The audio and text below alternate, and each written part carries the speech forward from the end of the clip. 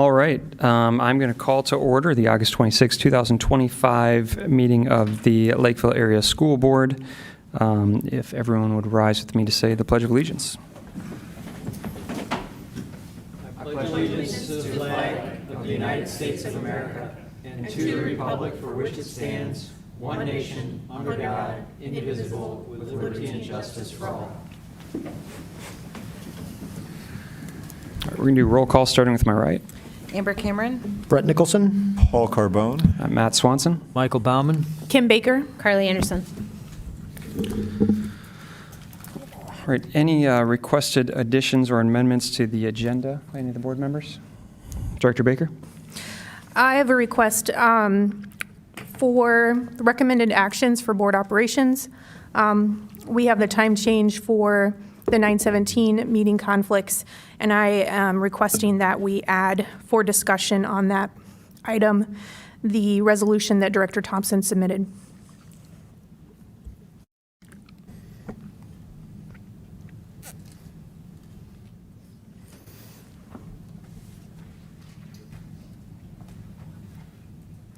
Is there a second?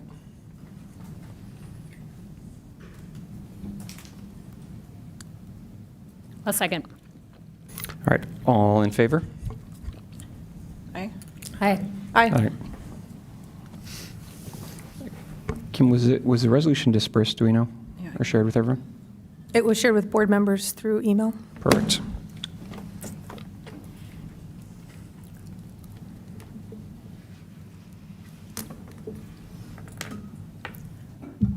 Any other changes?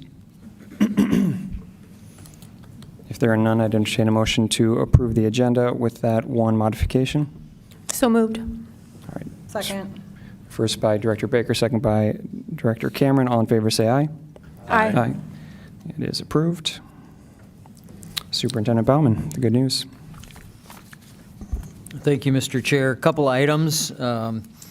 772 students served at the 12th annual Ready, Set, Achieve School Readiness event. Thanks to the generosity and the support of the Lakeville area community, 772 students received free school supplies, backpacks, books, food, and other resources at the 12th annual Ready, Set, Achieve School Readiness event on the 21st of August. Ready, Set, Achieve is a wonderful opportunity to unite the community and prepare students and families for the school year ahead. It is made possible by the many individuals and local businesses who donated, volunteered, and partnered. We highly value a community that's engaged with us and appreciate the support for Ready, Set, Achieve. We have the first day of school coming. Excitement! The first day of school is Tuesday, September 2nd, and we are very excited to welcome back all our students, families, and staff to another great year here at Lakeville Area Schools. Our team has been working extremely hard to prepare for a successful start, and we look forward to a year of learning, growth, and community. Read more about the many things going on in Lakeville Area Schools across our district at isd194.org/news. Thank you, Mr. Chair. Thank you, Superintendent Bauman. On to the, there is no public comment today. No one signed up. Consideration approval of the consent agenda. Are there any items that anyone wants to remove for discussion? If there are none, I'd entertain a motion to approve the consent agenda. I'll make a motion. All right, there's a motion by Director Carbone. Is there a second? Second. Being a first and a second, all in favor of approval of the consent agenda, say aye. Aye. Any opposed? All right, it is approved. We are on to Mr. Yoho.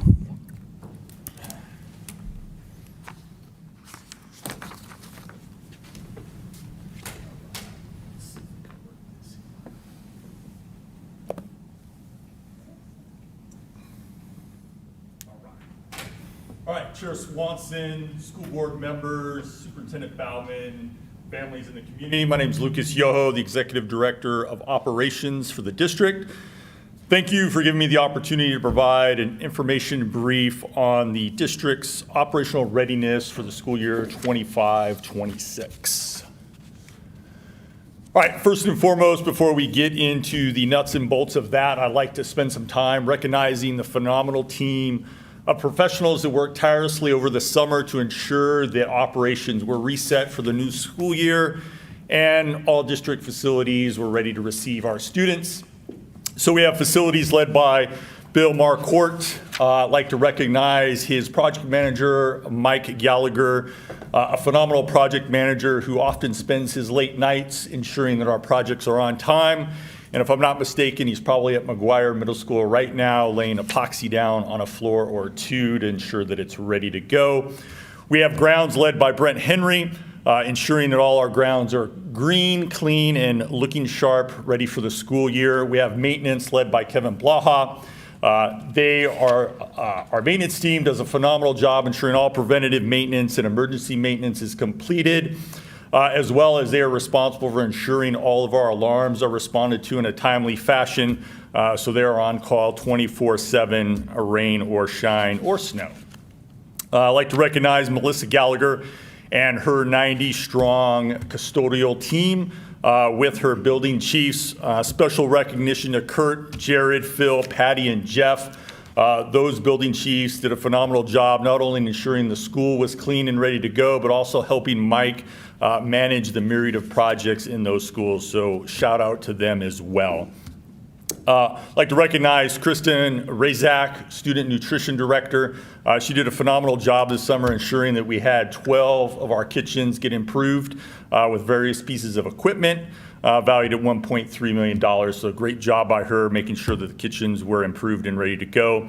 We have Damian Nelson led our health, safety, and security team, making sure that all of our facilities were physical security systems were ready to go for the year, and then also responsible for ensuring training was done by our staff. Also like to recognize Karen, Holly, and Lisa, part of Student Services. They lead really the early detection and prevention threat assessment team. They did a great job coordinating some training here late in the year to help Damien out, so I'd like to recognize them as well. And they're also an integral part of our safety and security committee. I'd like to recognize our activities directorate led by Mike Weber. That is a new team that we recently formed, as you well know. They formed quickly, and they're already making an impact out there in fall activities, so I appreciate that quick work of getting formed, establishing some quick standards, and executing our fall activities appropriately. And then obviously in support of operations, we have our IT, finance, human resources, and student services. Could not do it with them as well. So over 350 committed professionals on the ops team working hard to ensure everything behind the scene is done and supports our training and learning out there in the schools. Okay, so what we've all been waiting for, all facilities will be ready to receive students on 2 September to begin another great year of learning. Over the summer, we really focused on 6 areas. So facility improvements, we executed 51 projects exactly, valued at $15.1 million to repair, replace, and upgrade various facilities and things in our 15 buildings. You'll see there, that's Cherryview Elementary sewer line replacement. We started out with a deep trench and 4 feet of dirt. And there, the picture to the right is the completed project. So just like nothing ever happened. And they got some new carpet in the process. So maintenance and cleanliness, we executed all required maintenance and deep cleaning of facilities. For our health, safety, and security area, we executed all maintenance, inspections, and training. And I'll get into that in a little bit in another slide. Student nutrition, we executed $1.3 million in kitchen improvements across 12 schools. So really improving our equipment there so we can start doing some more scratch cooking and things like that in our kitchens with our kitchen staff. Coordinating with the transportation team, our transportation partner, they're ready to start work. All students have an assigned bus route. All that is online, and they report that they are ready to start work, so that's great. And then lastly, facility use amongst all the projects and things we were doing during that period. We made our facilities available to the community. We had 4,000 plus student participants across 13 different programs. And then we had 13,000 non-district participants over that summer period. So right around 18,000 used our facilities over the summertime. So that's great work there by Devin and her team. Okay, just to delve in a little bit on project highlights, we really focused on 5 areas over the summer. Up there in the upper left-hand corner, interior upgrades, so everything you see in your classrooms and in the schools. We focused on 5 schools there that you can see in terms of ceilings, carpet, paint, flooring, a lot of casework, so your cabinets and things like that to make those facilities shine. For activities, we managed the scoreboard installation at Lakeville South, again, paid for 100% by that booster team, but we helped manage that project to completion. So that scoreboard is very large and looking good. We did, at the same time, we improved our press box, so we did a facelift on that to make sure that that is looking appropriate for the year. We did some scoreboard repairs at Lakeville North, and then brought our Lakeville North concession stands into code compliance there as well. Kind of behind the walls, mechanical improvements, heating, cooling, lighting. We focused on 5 schools there. And then 6 schools, we did some safety, accessibility, playground, pathway improvements, just to make sure that people can get around safely in our schools. IT work, so IT came in over the top of some of our projects and really did a lot of good work in those 3 schools to make sure that the IT infrastructure could support teaching and learning.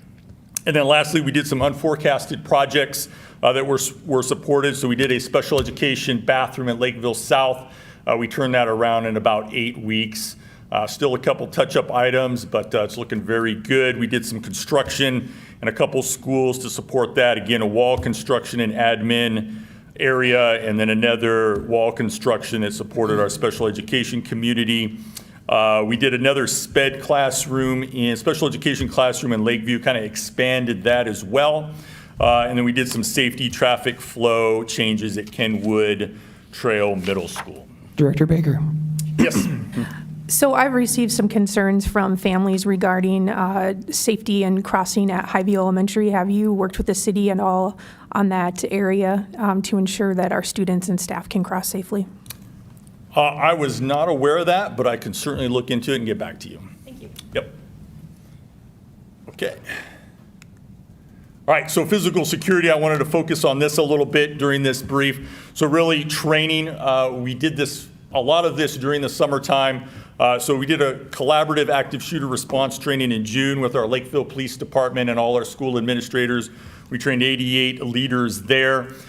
We believe leader actions and partnership with our law enforcement and first responders are critical to ensuring a quick response. So that was well received and kind of improved our readiness with our administrators at each school. We did some standard response protocol training and standard reunification method training with the I Love You Guys Foundation in Dakota County. We trained 125 building leadership and district office staff, so that'll help us with our response and then reunification. And then lastly, we're in the process of our all-staff refresher training prior to the start of the year. So also the last items 4 through 8 there, it's really about improving our physical security systems across the district. We don't rest on the fact that we have a world-class system and great training. We're always looking to improve our systems and ensure that we have the best out there. So some things that we've done is reviewed new technology for future upgrades. We're developing that standard reunification method action plan for the district. And then we've delivered some SRP materials to all the schools just to ensure that that was standardized across our different buildings. Okay, so a quick pictures here. I'm only going to have 3 slides that I'll show here in this brief, but in your packet, I think I put about another 20 slides of projects that you can review at your leisure. Here, I just wanted to point out at Kenwood Trail, we redid the entire auditorium, put new seats in there, and then there to the left, we built a platform to make it accessible. You kind of see it there on the slide to the right, some chairs and then some space for make it wheelchair accessible. So that was a great improvement there. That auditorium really looks good with those new chairs in the auditorium. Lakeville North, we revamped the counselors area. So you can see there to the left is kind of the start of the renovation, but there to the right, it's got individual offices and then a kind of an open reception area for those that come in to get counseling. And furniture is being actually installed today and tomorrow, so that facility is looking good for the start of the new year. And then lastly, McGuire Middle School, just kind of look and see what, kind of the cabinets all kind of look like this throughout the schools, as we replace those. So I just wanted to show that to you.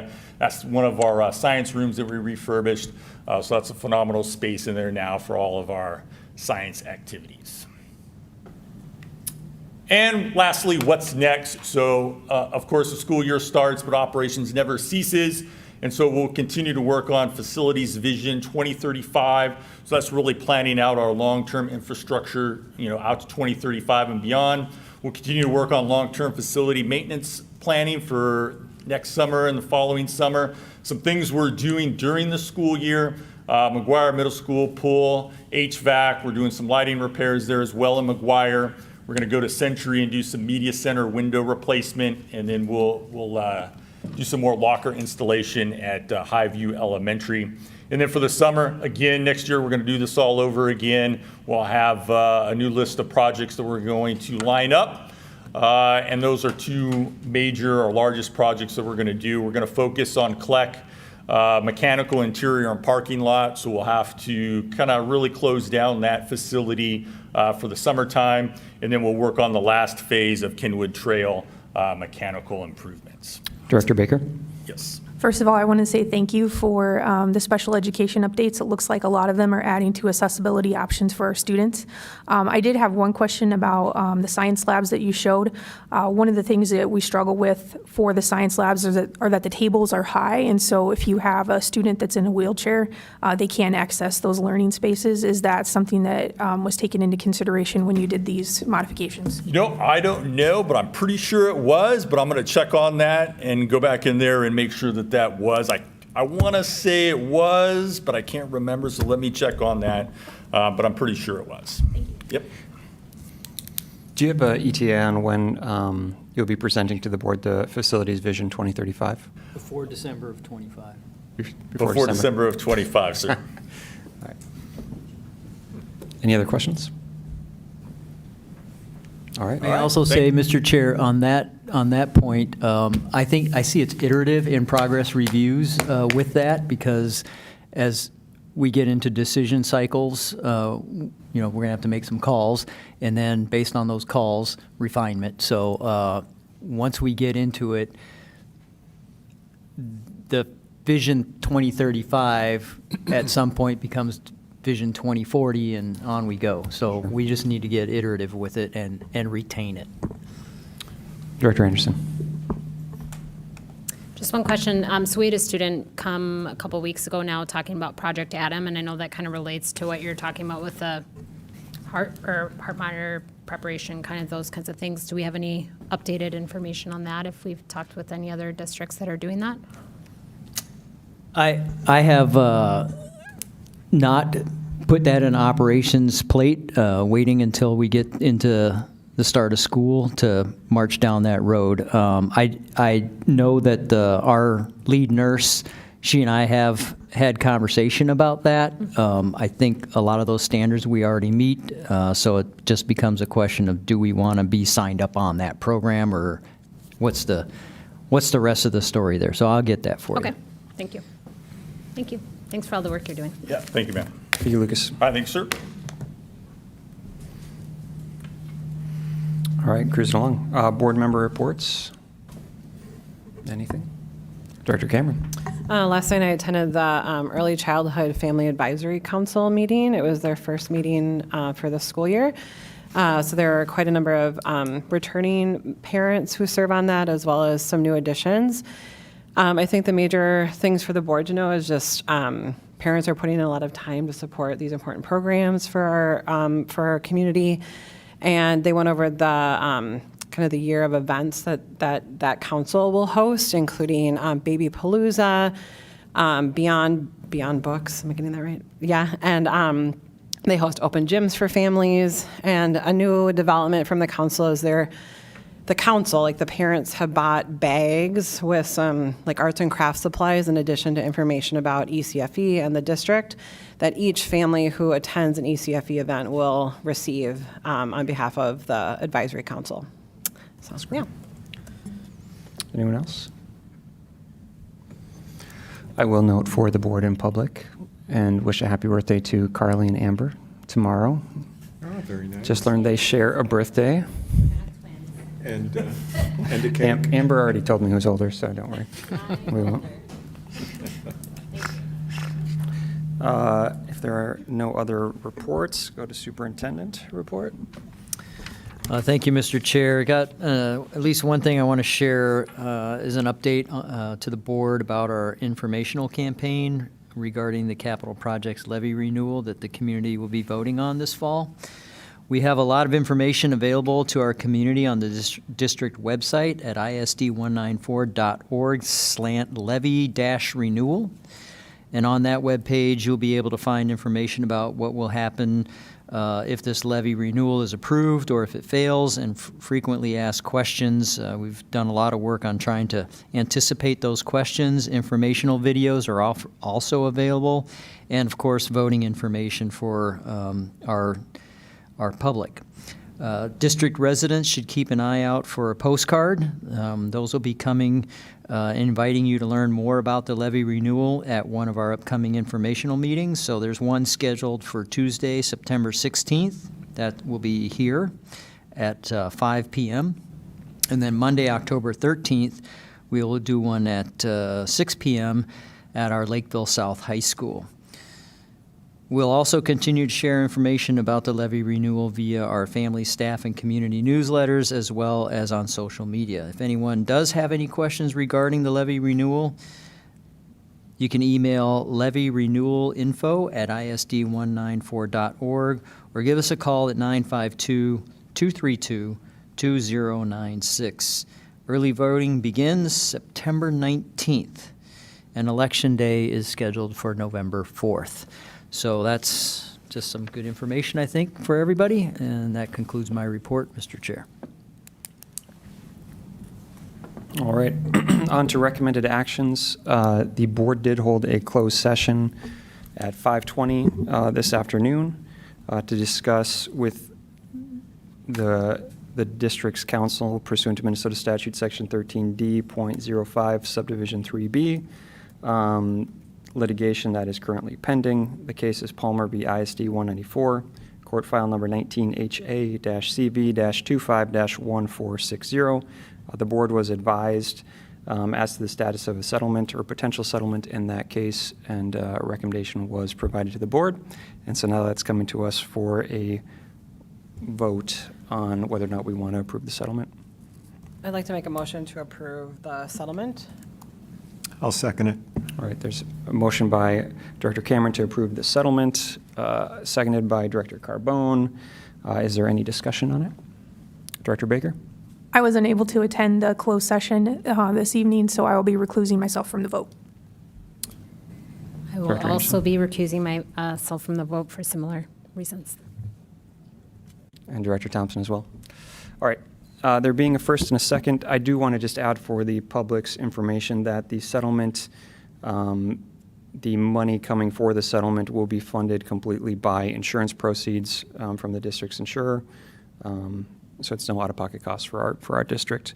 But being a first and a second, all those in favor of the proposed settlement in court file number 19HACV-25-1460, say aye. Aye. Any opposed? All right, it is approved.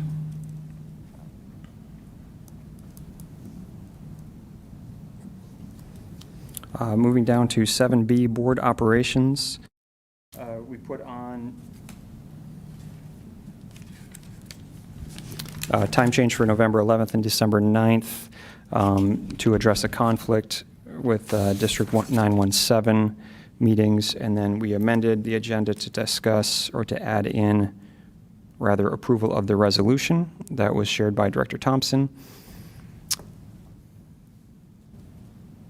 Do we want to read the resolution as it's not part of the board packet? And I would make one recommended adjustment to the resolution, but yeah. And then I would like to print it off and sign it so you can take it back to 917 as well. So the resolution says, a resolution to adjust Lakeville Area Schools Board meeting schedule to ensure representation at Intermediate School District 917 board meetings. Whereas Lakeville Area Schools values its partnership with Intermediate School District 917 and recognizes the importance of active and consistent representation on the 917 board. And whereas the Lakeville Area Schools Board of Education appoints one of its members to serve as the district's representative to the 917 board. And whereas on occasion, regularly scheduled Lakeville Area Schools Board meetings have coincided with ISD 917 board meetings, resulting in a scheduling conflict for the appointed representative. And whereas ensuring that our appointed representative is able to fully participate in both Lakeville Area Schools, school board meetings, and ISD 917 board meetings, it's essential to maintaining open communication, fostering collaboration, and advancing the shared goals of both districts. Therefore, be it resolved that when a regularly scheduled Lakeville Area School Board's meeting falls on the same date as an ISD 917 board meeting, the Lakeville Area School Boards will either, one, adjust the start time of its meeting to 7 p.m. or reschedule its meeting to an alternate date. Whatever option best ensures the appointed representative's ability to attend both meetings. I would move to approve that resolution with the adjustment under the resolutions that we also coordinate with 917 ahead of the approval of our calendar to try to address some of these conflicts ahead of time. I've already discussed it with Ms. Elsing, who was going to confirm that we can do that. So that would be my one adjustment to it. As it is a written resolution, if there is a second, I would ask for a roll call vote to approve it. I'll second. All right, there being a first and a second to approve the written resolution as stated and as will be followed up by written document. Ms. Elsing, if you do a roll call.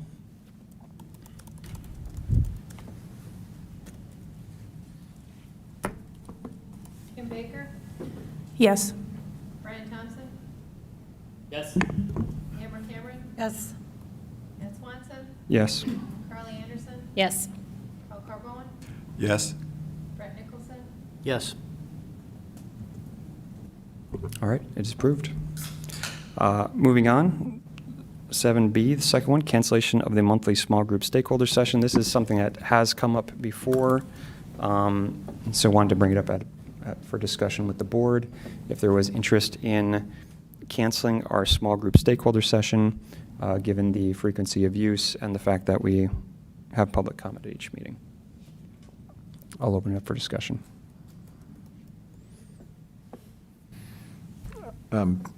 Yeah, if I may. You know, I think the key to that is there is public comment available for anybody who wants to express their viewpoints on anything. And you're right, one of the things about the stakeholder sessions are there, even sometimes when people say they're coming, they don't show up. So I would agree that we just move it to public comment and stay away from the stakeholders sessions. Director Anderson?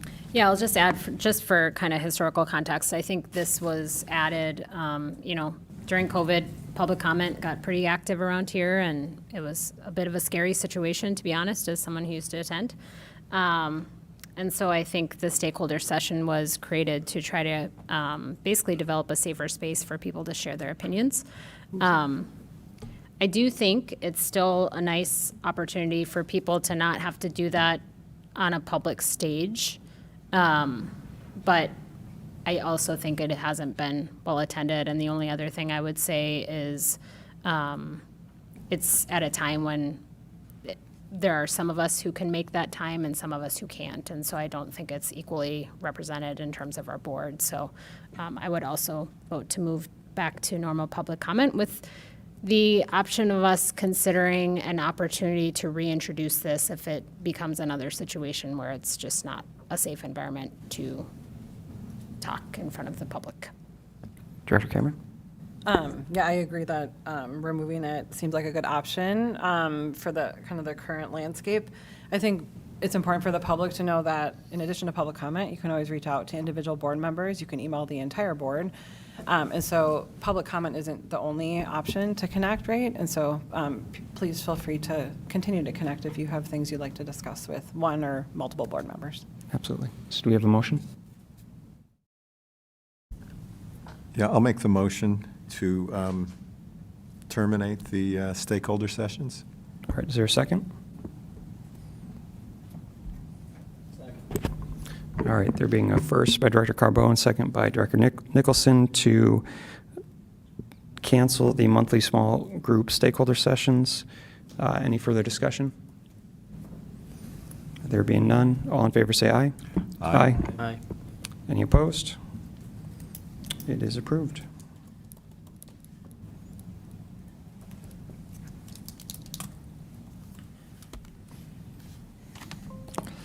All right, 7C.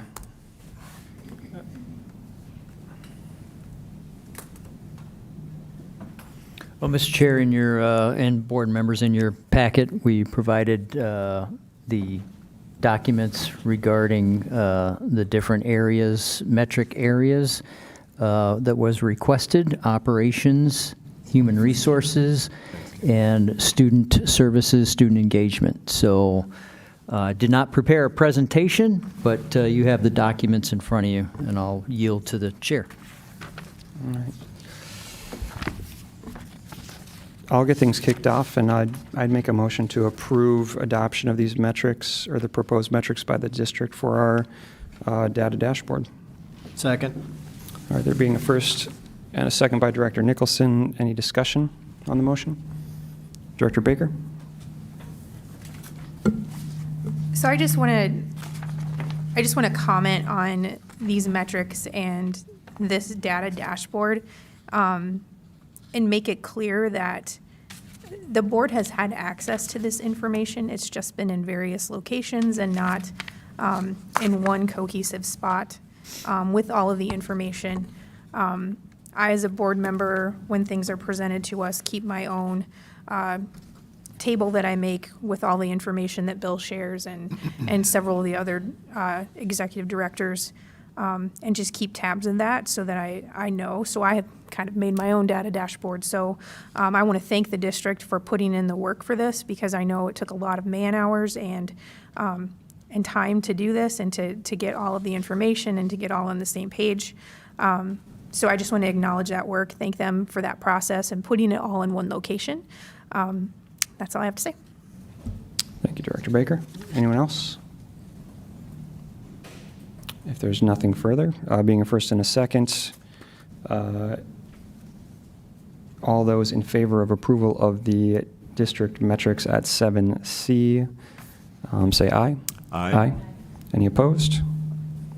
It is approved.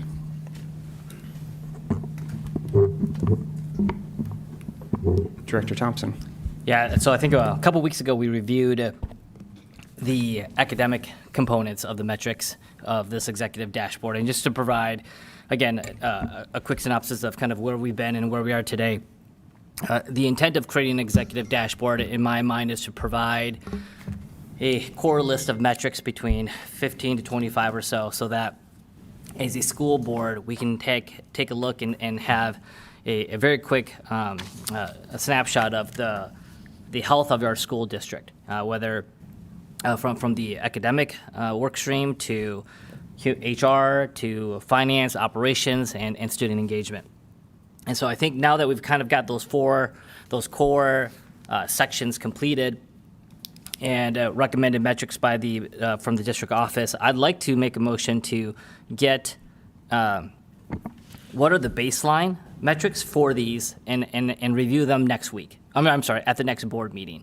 It doesn't have to be online yet. I know that is the direction of where we'd like to go, but I would like to have all of these metrics and their respective baseline metrics available for us as a board to review at the next board meeting. So then as a group, we can decide, all right, is this the metric satisfactory, or is this something that we would like as a board to adjust so that it provides the district kind of a direction of what areas of focus that they should be working on for this upcoming year or the upcoming next couple of years. And so while we have these metrics in place, I don't want to wait another month or 2 months to figure out what the numbers are. I think, and again, it doesn't have to be online. It can be just in an Excel spreadsheet. Let's get a static version so we have something to react to and for us to know where do we sit today in regards to the current health of our school district. So my motion is all of the metrics, baseline metrics, available to be reviewed by the school board at the next board meeting. Is there a second to the motion? I'll second it. All right, any discussion on the motion? Director Baker? Superintendent Bauman, is that something that would not be difficult for staff members to do? I want to be sensitive to the fact that it's the first day of school in less than 3 days, business days, and that's a lot of information for staff to be gathering when I think that staff needs to be focused on welcoming our students as they come into our buildings. So I would just like your opinion on that matter.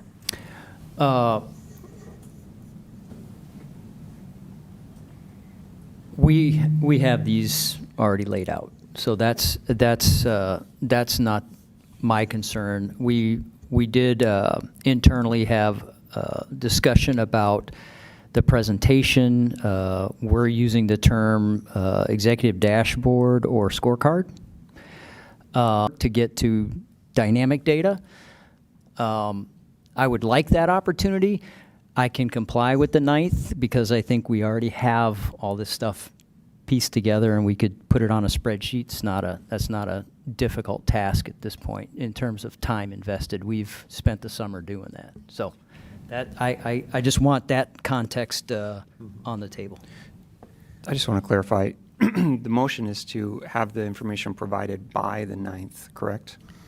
If that is when the next board meeting is, so that we can just see the number. And I guess it's one of those where I appreciate the behind the work scenes that are being done to automate it and put it on a dashboard and put it online. I think the longer we wait to just, if we know what the metric is the metric. I mean, it's almost a two-part process. Part one is we figured out the metrics, what is the baseline number, and then part two is then how do you operationalize that in regards to how do you automate that online and so forth. I think there may be some input in what that display might look like. For me, right now, the display of what that metric looks like isn't the issue. It's what is the metric so that we can have that conversation. If the building utilization rate is, I'm just making a number up, 90%, like we don't need to wait to a month for it to be in a pretty graph to show that it's at 90%. Like that's what I'm looking for. And so that might feed into what that future design layout might look like. But for the immediate need, I'd rather know where are we sitting today, and then how we want to operationalize that can be done at a subsequent meeting. This part of knowing the metrics right away would also allow the board to be able to flag these 7 areas is something that we want to look into even more so, and maybe we just have to acknowledge that we're not going to get as much detailed information at that next meeting. At least we know what the metric is, and then that subsequent meeting we can dive deeper into that respective topic. Sure. Director Baker? Director Thompson, I disagree. I feel like that it's not fair to release the data without the explanation behind it because students are more than numbers on a dashboard. And looking at those numbers, and as you're saying that it's like a temperature or the health of the district, I think there's more to it, which is what I've said this entire time that we've tried to have this conversation about what metrics are we using to claim that students are successful. Again, I feel like there's context that goes behind those numbers, and I feel like just releasing the data is rushing the process when we could wait 2 weeks prior and have all of the contextual information that's going to give everyone a good picture of our district. I don't want numbers released and people to say, oh my goodness, like Lakeville schools look like yada, yada, yada. I want all the information with the data so that people can make an accurate interpretation of our district and not have a negative interpretation. Director Cameron? I'd like to support I agree with you, Director Thompson, that having baselines is important. It looks like, and Superintendent Bauman, correct me if I'm wrong, but the standards column is getting towards that, and so you already have some of this collected, right? So I'd like to support you, Superintendent Bauman, in your recommendation for the 23rd. I think that's still a very reasonable timeline. That's less than a month from today. Let me just clarify again. I mean, the request is for the data by the 9th, but if you're saying you'd like to provide a greater explanation at the meeting on the 23rd. Yes. Yeah, because the motion's not to add it to the agenda on the 9th, which would be a Well- proper motion. but we'd have the data, we'd have the baselines. That was the motion. That was a motion. All right, well, To see the data, to see the metric, to see it all. yeah, you can't move, you'd have to add it to the agenda if it's not on the agenda for the 9th, but No, the motion is added to the agenda.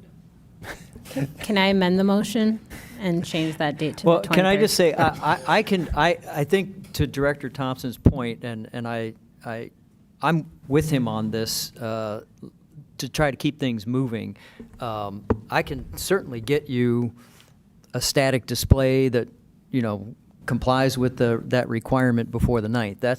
That's easily doable, because we have all the other ones. These just show the 3, we have the 5.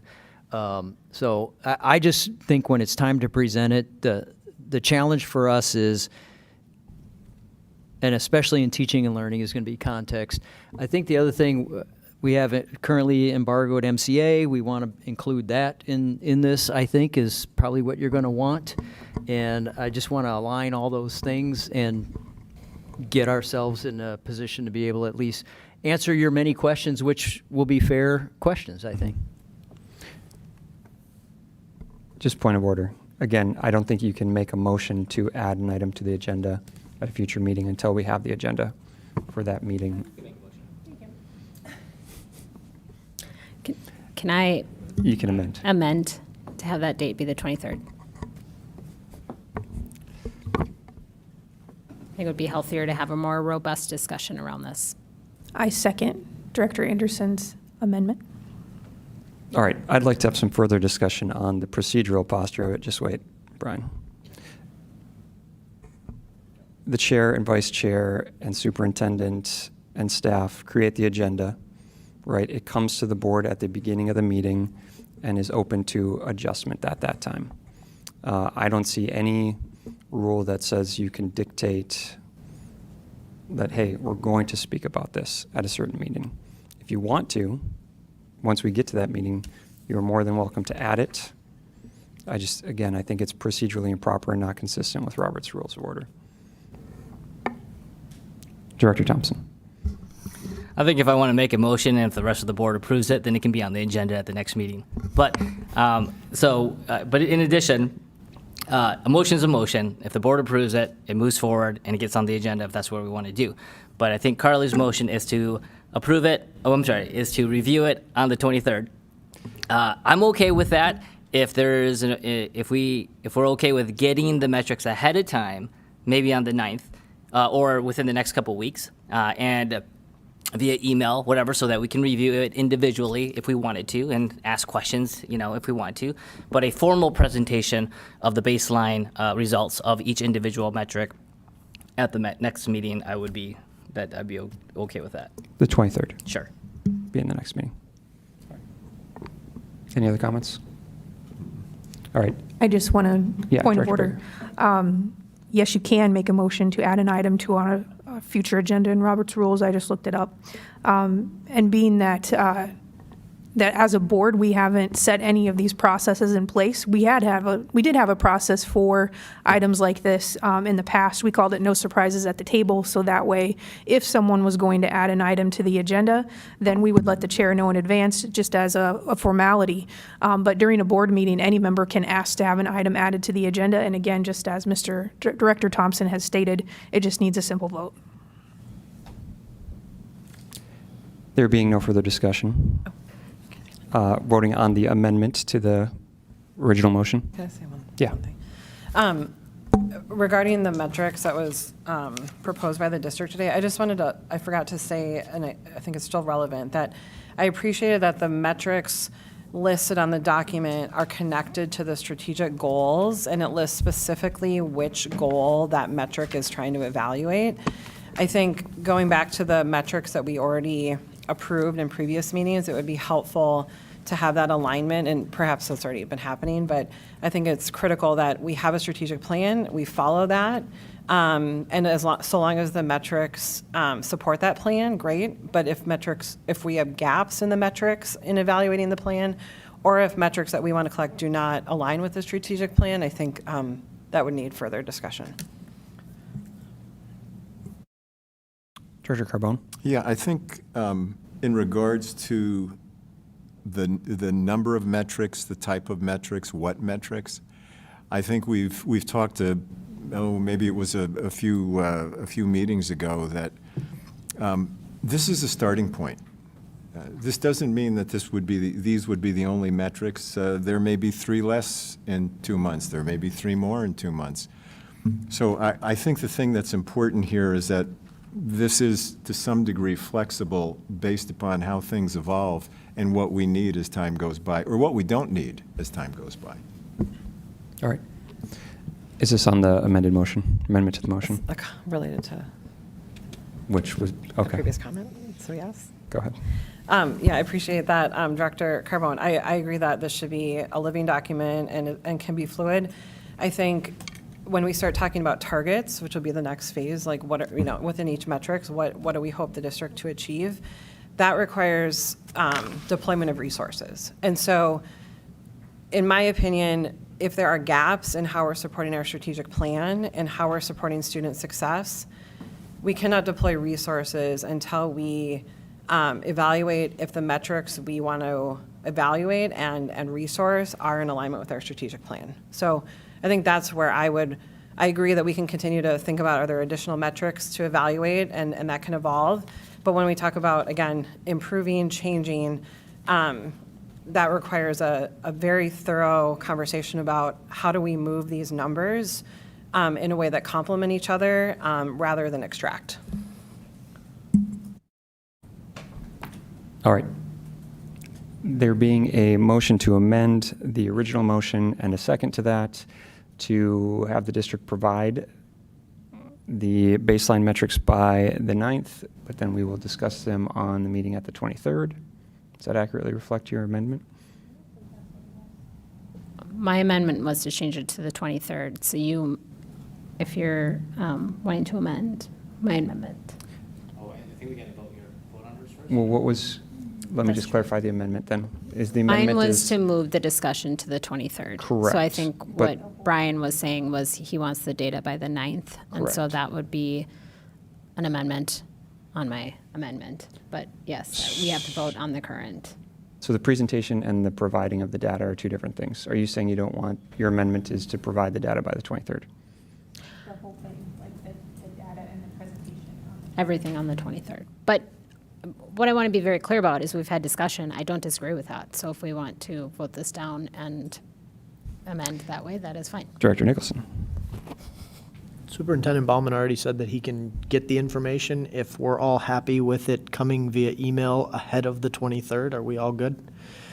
Yeah, that's fine. Can we, No. can we just vote on Carly's then and say the 23rd will be the presentation? We get to see it ahead of time so we can digest it and go through our mental evaluation and process of everything, so we don't need to put that anywhere. He's just going to do that for us, so let's roll. All those in favor of the amendment, say aye. Aye. Aye. Any opposed? All right, back to the original motion then as amended. Any further discussion? All right, all those in favor of the motion as amended by Director Anderson to have the presentation of the baseline metrics for the data dashboard on September 23rd, say aye. Aye. Any opposed? It is approved.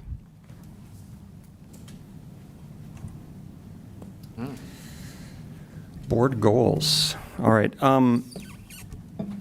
Provide some context. So the first 3 documents are all documents that were drafted by Director Baker. Director Baker, thank you for providing those. The last document, Board Goal 1MS, is the compilation of board goals that was sent in approximately maybe a month ago or so.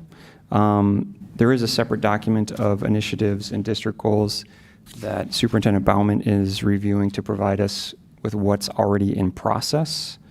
So that's why those were not included here. I think once he provides us with that context, we can discuss those further. My recommendation as far as discussion items on this is to approve determine what our board goals are. And then Director Baker, if you would be so willing to incorporate the approved goals into the document similar to what you drafted initially, which is provided as the first attachment there. Point of order, I asked for these documents to be added to the board packet because I had submitted them probably a month ago with the regular goals. So I wanted them to be discussed because they weren't originally discussed, which is why I asked them to be added to this board packet. Yeah. So I feel like we need to open the floor up for discussion on other points of view about our board goals. Can we, just so the record's clear, this was after everyone had sent in their board goals. We had our working session, and you asked me, hey, how about I go take what we discussed and put it into another document, correct? Right, I was taking into context all of the people that commented during that discussion so that it was a representation of the entire board's voice. All right. Director Thompson. Yeah. So I appreciate what was shared, and it was good to get another perspective on this. I don't think I'm 100% aligned on how I don't think I understand where everyone's at with your definitions of these activities that we're doing. And so bear with me as I try to kind of compartmentalize how I think how we're going about in determining our board goals. And so the first exercise that we've done so far was to establish metrics so that as a school board, we can see, all right, what are the core metrics for us to know how is our school doing? Like, and then on the 23rd, we'll get a review of those respective metrics and their score. Do the board goals, should that be driving the targets of that executive dashboard? And so then eventually that becomes the direction that we're giving Superintendent Bauman and the administration to go after. Or do we just make updates do we just create new targets for the executive dashboard, and there really isn't a need for board goals because we're just making targets, and that eventually becomes just the direction for the administration to go after. So I guess I'd love to get other folks' definition on what you are defining what board goals are. I interpret board goals as things that our board that a board is individually responsible for. As an example, review 50 policies by the end of the school year. As an example, have a stakeholder session 4 times a year or something of that nature. Now, if we are looking to establish district goals, I don't know if those are really considered board goals because the board goal that we have inherently is improve academics. Like, I don't really need a board goal to say improve academics because that's why we're here. And so I'm trying to make sure that I understand and I'm in alignment with how are you defining board goals? How is that district from district goals? And then how and is this new executive dashboard is that the mechanism we ought to be using to give the district direction on what to focus on? Because the baseline results of all those metrics will tell me where we are deficient, and that ultimately will help me prioritize where I think the district ought to get better at. And then that leads to resources, budgeting, capacity, things that we need to think about. And so I'm having a tough time identifying the definition of board goals, what we're doing without knowing where we are at. So I'll pause here. Director Anderson. So I'm only going to kind of speak from just the past 2 years of our experience on this board too, and that's just my experience. But I feel like all of these goals should align and support one another. And so that's probably where I've been the most confused as we've been talking about kind of board and district goals. Because I feel like the data dashboard and these metrics are things that we can ask for and things that we say that we want, but those aren't necessarily board goals. Those are like, we are trying to evaluate the health of the district through these metrics to help us understand how we're doing. But when I think about board goals, as Director Cameron pointed out earlier, we have to think about what we are demanding of our school community and how we are going to support that. So how are we going to get extra resources into our classrooms to realize these goals, to help them happen? How are our board operations? So part of it is we really haven't talked about what are the challenges of this current board?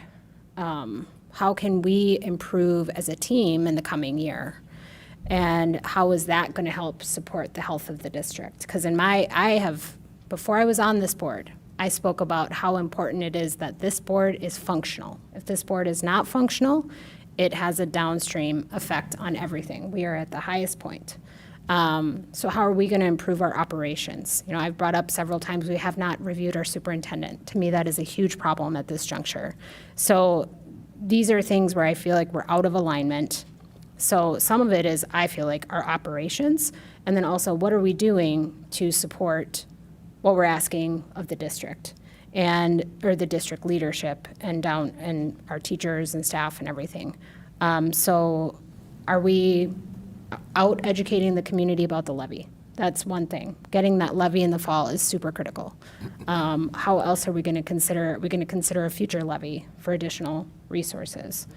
What are we going to do with the boundary adjustments? What is the plan going to be? So part of it is making sure that we are operating functionally and in a cadence that makes sense.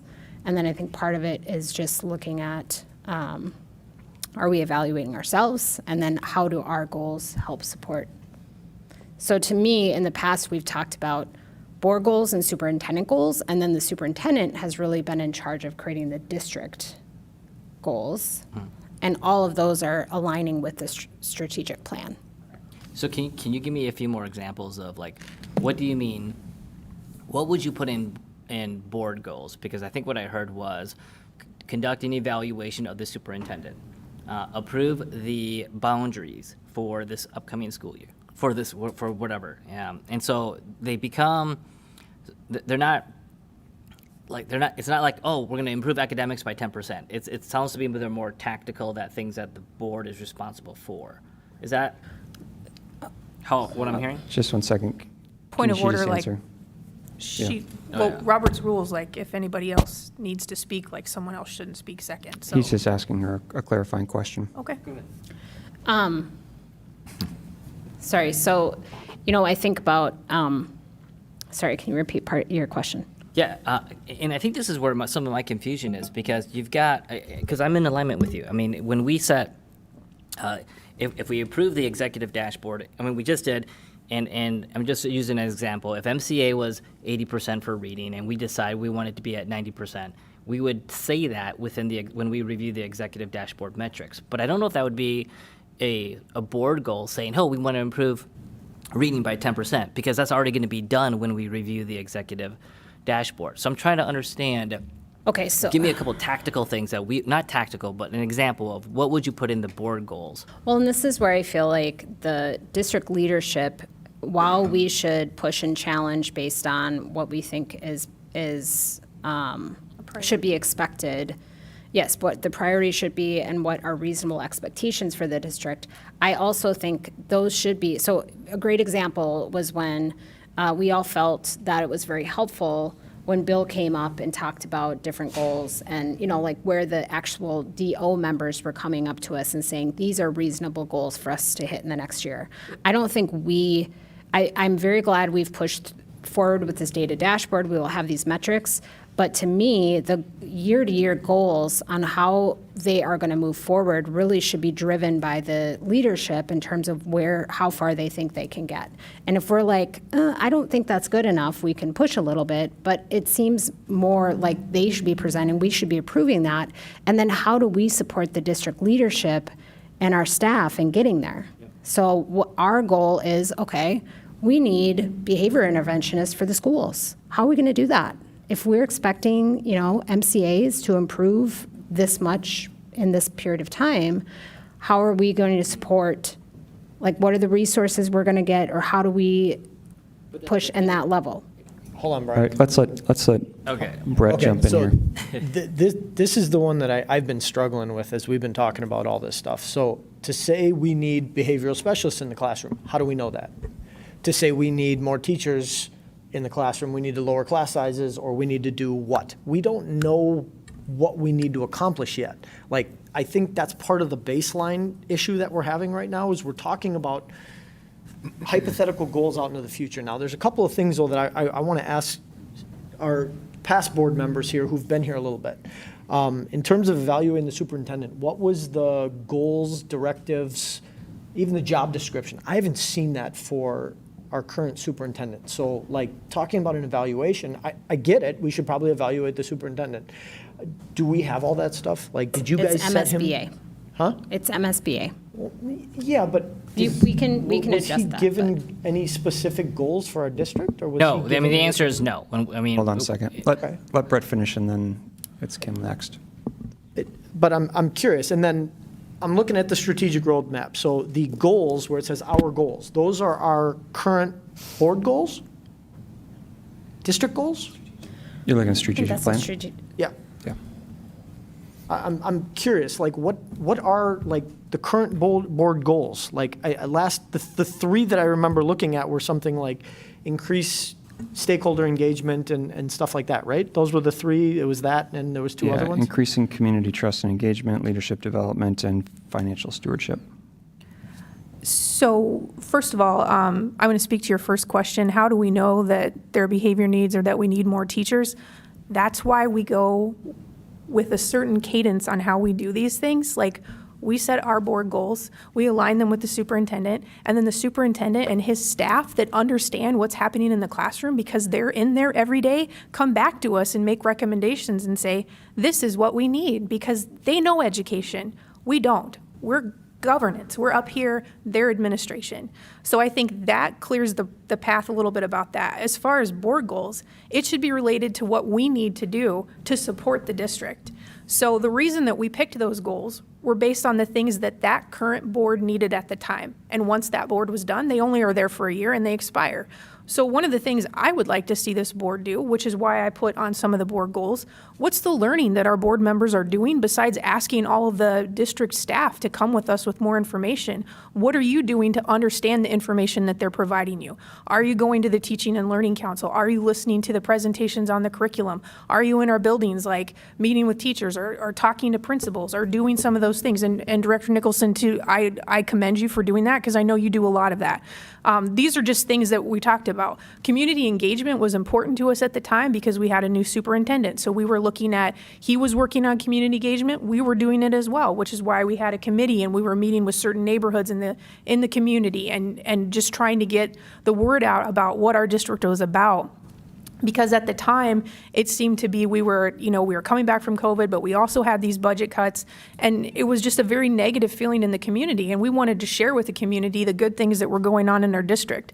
So again, the board goals should come back to, like, what do we need as board members, our survey results, and how we can improve them. And that was one of the survey results that we didn't bring up last time, was that the trust and the transparency for the board was rated one of the lowest things. So again, that's something we should listen to what our community said based on those survey results, and what are we going to do as a board to make sure that we're giving that to the community, being transparent and being forthright with about our decisions and the learning that we're actually doing as board members. Director Thompson. So let me provide three examples that I think how this would operationalize. In the executive dashboard, there is a parent satisfaction score. There's an employee satisfaction score. There are MCA scores that will be available. My hope is that when that metric is shared to us as a board, there will be context, information behind it, and then as a board, we have to decide, do we think whatever that metric result is satisfactory? So, for example, if parent satisfaction scores are 80%, making a number up, we as a board have to decide, is that 80% a reasonable number or not a reasonable number?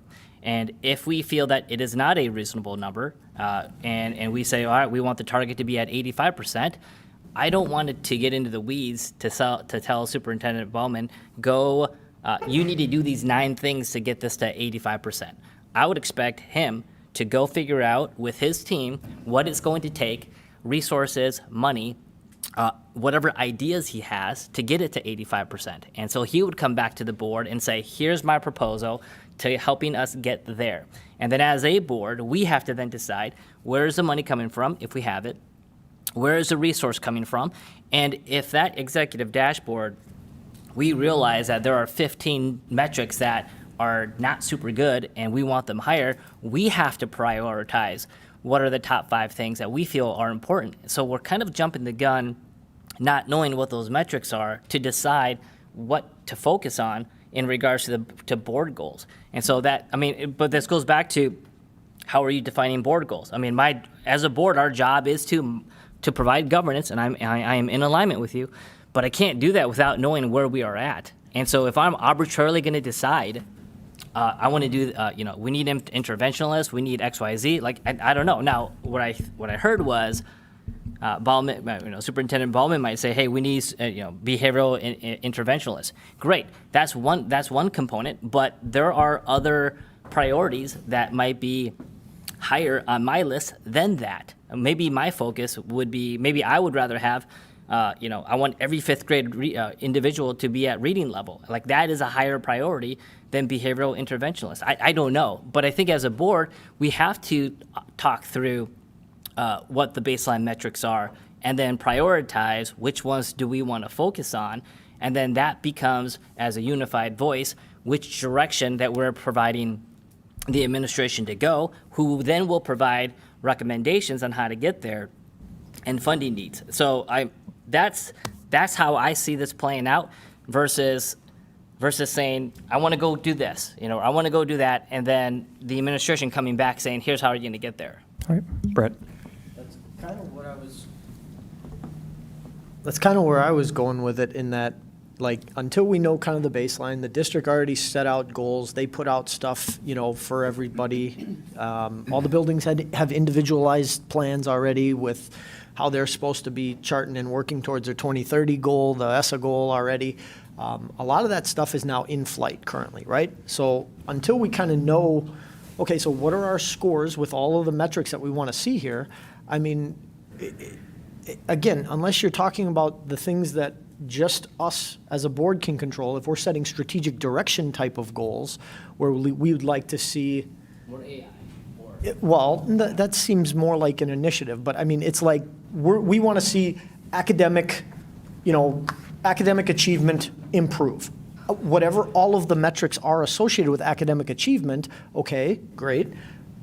District, how are you going to work and get there? And then what do you need to get there? I mean, we set the what, they determine the how. From a strategic level, that's kind of where we sit. So like, we need to say what do we need to see? I mean, so I don't know that we have that answer yet. I Paul, guess, like, and I then- just, No, that's okay. No, I'm go confused ahead. about what we want for board goals, because we've set district initiatives that tell the district what direction we want to go, and we put all of these stipulations for metrics on that for academics, and now you're doing the same thing again with board goals? Like, what are we going to do? Like, I don't even understand, like, how many different initiatives do they need to do? Like, we have the district strategic plan, which they need to implement. How many more metrics do they need? Now we've got a whole district dashboard that has metrics on it. We have district initiatives have metrics, and now we're going to do our board goals around what we're supposed to do and support the district with more metrics? I'm not asking Like for what? more metrics. That's not what he's asking. I wasn't asking for more metrics, though. I'm simply just saying, like where we are today. I mean, if we have the data that says this is where we are across the board in all the different departments, based on what we have here, we can say this department is headed in the right direction, or this department needs some help. And I guess that's. Paul? Yeah, I think a lot of this goes upstream instead of downstream. Normally what happens in business in the real world is the executives come up with goals, i.e. goals are the direction. Initiatives, which people who make a lot of money come up with, are the pathways to get to the end of the direction that was given in the goal. I really think that when you come back to us, it sort of goes upstream in regards to the metrics discussion, what we have asked for academics, what we have asked for finance, and you all know the rest of the list. I really think our priorities, I mean, what's our purpose? What is our purpose as a board? It is to make sure that every kid in this district has academic success, And the second thing is to make sure we don't go bankrupt and to make sure that the finances stay appropriate as time goes by. Now, you could say other things ripple off of that, and you could say there are additional things, but to me, those are the two top priorities that we should be focusing on and that we got elected for. Everybody who cast a vote for each one of us, those two things were high on their list. Director Cameron. So, okay, I feel like I have a lot to say here, so bear with me. I think in response, or some additional thoughts to add to Director Carbone, I think we have, I went back on the original metrics document saying I appreciated the alignment with the strategic plan and the strategic goals. We have a mission statement as well for the school district that says we will provide educational opportunities to ensure academic, social, civic, and personal readiness for every student. So while I agree we need to ensure academic success for every student, to your point, Director Carbone, that is one part of 4 areas that we want to support our students' development in. So when we say what is our purpose, I go to our mission statement. Let me continue. So I'm not cutting you off. No. I No. was just saying she's That's next. fine. Okay. Yeah, go ahead. I agree with many things that have been said around like the data dashboard and the metrics. I appreciate that everything is going to be collated into one, tool where we can look at it kind of in one platform. I think what I agree with, I think Director Baker said it, or Director Anderson, apologize, I don't remember, that at the September 23rd meeting, we look at the baseline for all of these things, right? We approve that. Then I think the next step, which I think you've said, Director Thompson, is what are the targets for all those metrics? What I think needs to happen, and this supports either Director Baker or Anderson's comment, is that the district staff, I would hope, and Superintendent Bauman would make recommendations for 1 year, 3 year, 5 year, whatever the sequence is, right, that we want to see improvement in. And they come back at a future meeting to say, here's where we think we can be. And I think it was Director Anderson, to your point, then saying, okay, you said we want to increase 2% in this area in the next 5 years. We'd like to see it at 5. So having that discussion, right, but I think it needs to be based on the day-to-day operations staff and those in district administration helping guide us, because we can pick a number, but it's not designed in any context, right? I assume that would happen. Okay, so I think that's like at some meeting, October or whenever, that would happen, right? I think, in addition, I've too been confused, I feel like we're mixing district, superintendent, and board goals.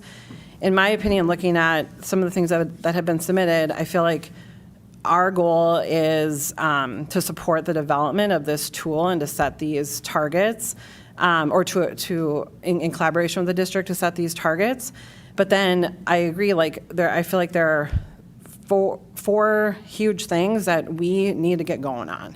And those should be goals. And many of them are listed in some of these documents. So superintendent and board evaluation processes, the levy and how we are getting the word out to stakeholders, boundaries, that is huge, and also policy. The policy committee hasn't met in many months. We need to make sure we are on top of our policies. I know we have some policies that we're either out of compliance with or towards that because we're almost to our annual or have passed our annual need to review those. And I think to echo Director Baker, more than half of this board is very green. And no offense, you're also very green. You're only 2 years in. And so I think a board needs to be, how are we as individuals seeking training from credible organizations who are helping us come to this table prepared, whether that be MSBA, there potentially be others. And I think also, how are we engaging with stakeholders is important, one of those being the advisory councils. And I think it's important that all of our board members are participating on those in a more or less equal way. So for example, at the ECFE meeting, did I do that right? ECFE meeting last night, and when I go to the community ed meeting, there's always a part of the agenda for a board update. So these committees are asking for us to attend to say what's happening at this table. Last night I talked about the levy and the importance of passing this. Many they didn't know a lot about it. So it's an opportunity for us to support the district goals with these small groups. And I know some people think that it is time consuming to do that. However, these are some of our biggest champions of parents who can really then mobilize their communities to support our schools. So that's kind of where I'm at with all of the things we're discussing. Director Cameron? So I'd agree, there's a lot of, I think, confusion about what the district goals, or conflating district goals with board goals. I would entertain a motion to approve those 4 or 5 things that you mentioned, if you'd like to move to approve those as board goals. Sure. This won't be beautifully I think, articulated. I think a number of them are on the document. Yes, they are. So, work with district to, I'll change the language so it's compliant with state law, to inform the public on the levy renewal for November of 2025. Schedule interim assessment check-ins with superintendent and an annual assessment. I think what's recommended is you do a formal assessment times a year. twice a year, correct? With the final in July. So just 2 assessments. 2 check-ins, the final assessment is July. Okay. So work as a board to schedule 2 assessments of the superintendent during a school year, or during a year. Establish a board, what was a board assessment? Yeah, board evaluation. Board evaluation. I believe you've done that in the past, right? Where it's like the 7 of us evaluate each other. So just to clarify, some of these things happen in a cadence to really help everything we're talking about. So the last 2 years, we've done the board evaluation toward the end of the school. Is it right before the end of the school year, Kim? So like in June time period. So that way, we are basically evaluating ourselves and the superintendent so that we can get goals in line for the school year by July, right? Kim? So I mean. Push that up a month. So we could do, I mean, I think the part of it makes sense from like when you're thinking about an academic year, but if you wanted to do it in May, I can't remember I think normally in May, we're gathering the data, and then June, we're evaluating the data, and then establishing the goals so that those are set to go July, so that they, over the summer, can. Sure. I'm open to Yeah. moving it forward. I just feel like at this point, we haven't done that. And we're out of cadence. Let me get back to Amber real quick, because, again, I think there's some confusion. And looking at this last document, these are the board goals that were sent in by various board members. I did not draft them all. But I agree, there is, what do we do as a board? What is our job? What is our job description? When you come onto the board as a new board member, you should be able to look at the board goals and say, okay, this is what the board is striving towards. I think all 9 of these could be legitimate board goals. You know, we need some help from the district in order to do the boundary adjustments. But again, we ultimately have to approve that as a board. Yeah, I mean, the other ones, set and monitor measurable student achievement targets in literacy, math, and science. That's something we have to do. Ensure that the district has a rigorous standards-aligned curriculum. I mean, that's something we review. Complete updating board handbook. That's something we do. So again, and I think this is where you were going. So if we want to knock some of these off, I would be in agreement with bringing that forward now, just to knock some of these off the list. Well, I don't think the purpose is to knock things off the list. Like, I think for 2 months I've been saying, like, the board needs to hash these out and make sure that it's things that we want to work on. And I had asked for a session where we do that, because we've done board retreats in the past, usually in June or July, where we work on our board goals, and we don't take up our meeting time doing that, because when we take up so much of our meeting time doing these things, then we're not actually doing the work that needs to be done, which is the boundary changes and talking about the levy and all the other things that have been neglected because we continue to talk about this. We can vote on it and not stop talking about it, though, too. I mean, a retreat is a meeting. If you're talking about board business, it is a meeting. Right. So we have nothing more on the agenda right now. So let's talk about it, let's get these done, and move on with our business. Okay? You are right. I think we've got there are three big things that we've been trying to accomplish over the past couple months, and board goals is one of them. And it's hard to have those conversations when some board members, like myself, I don't feel comfortable having board goals until I know where we are at. And I don't know where we are at until I see the metrics on these core functional areas of how the school district is doing and how we are performing around academics, HR, finance, student engagement, and so forth. And so that is why I'm hesitant that is why I was hesitant in starting the board goals conversation until I knew, like, what does the dashboard on my car tell me how my vehicle is performing or how my school is performing? Because that will feed into our board goals. And so, Can I just ask, yeah. what's one board goal that will change based on a metric that you'll know from the district? So 'Cause- for example, so I think so it's not really a board goal, but I think what I would do is that If it's not a if- board goal, then it shouldn't be part of the conversation, Yeah. because that's what we're talking about right now. So if, what Because I think the we're not metric- gonna, we're not gonna follow we're not gonna Yep. say, hey, So the what- board goal is to raise the district's MCA scores by Right, I wouldn't 10%, view that right? as a school board goal by That's a- raising the academic Correct. MCA scores. But I would also recognize that in the operations metric, one of them I believe that we approved was building utilization capacity.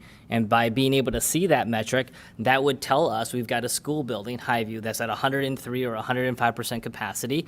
And then that would give me kind of like, all right, well, how would I view that as a high priority over academics, or would I view that as a higher priority over HR components that we might go into? But that's a separate conversation.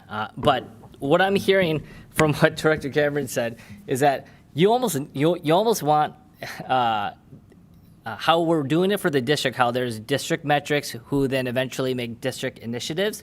We almost need like board metrics that will feed into board initiatives. So as an example, we should have a metric that says, what is our superintendent evaluation score? And we should have an annual review, an annual or quarterly or semi-annual number that tells us where our superintendent score is, so that we've got historical data. We should probably also have another metric would be board evaluation score. How does the board, whatever that number is, and then that will then feed into the goals where what are the goals that you want to do within the next calendar year? Such an example would be the levy renewal, or an example would be approving the boundary changes, because those are things that we need to do within the next year. So those are things that that's how I see that you guys are heading down towards, where you've got district metrics that will lead to district initiatives. You've got board metrics that lead to board initiatives, and then that's how we operate. So, and Carly, I'll let you speak. We've run around this conceptually. Are there some proposed board goals that we can discuss approval of? So just to speak to like the same thing as we have not evaluated ourselves as a board, right? We should do that. So So we need a at board this executive point, dashboard. I mean, I think, oh gosh. Okay, so the only thing I'll say is like the strategic plan, what year are we now in the strategic plan? Year 3 or 4? 4? And it's a 5-year strategic plan? 3. It's Or 3 to 3 to 5. 5. So one thing for us to consider is like we are merging into, that is something in the next year where we're going to want to establish a plan. The last strategic plan was a very comprehensive process that engaged the community, engaged the board, engaged all these teachers, everything. So part of it is, that is what we want to be aiming toward for the revising the strategic plan or establishing that. And then that is where I see everything coming down from. And so what I will say in terms of a board goal, I have been barking about this for a while, which is like we need to get into the cadence of like, yes, how do we establish board goals when we don't even know how every board member feels about how this board is doing? So we need the survey or the evaluation that should help us understand what we want to do in the next year. So to me, the strategic plan is 3 to 5 years. Then you have goals that you're working on every year that we establish in advance of the school year starting. And the board goals and the superintendent goals and the district initiatives that we want to describe it, they all align.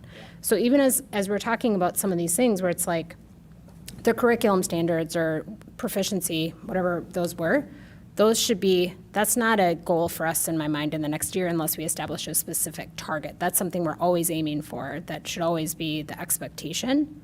So we might say those are initiatives in terms of what we want to see in the next year. But to me, the board goals relate to, yes, everybody getting up to speed on their training. How are we functioning? How do we improve our efficiency of our functioning? How do we make sure that we're in a cadence with all of our evaluations, with the board evaluations, the superintendent evaluations?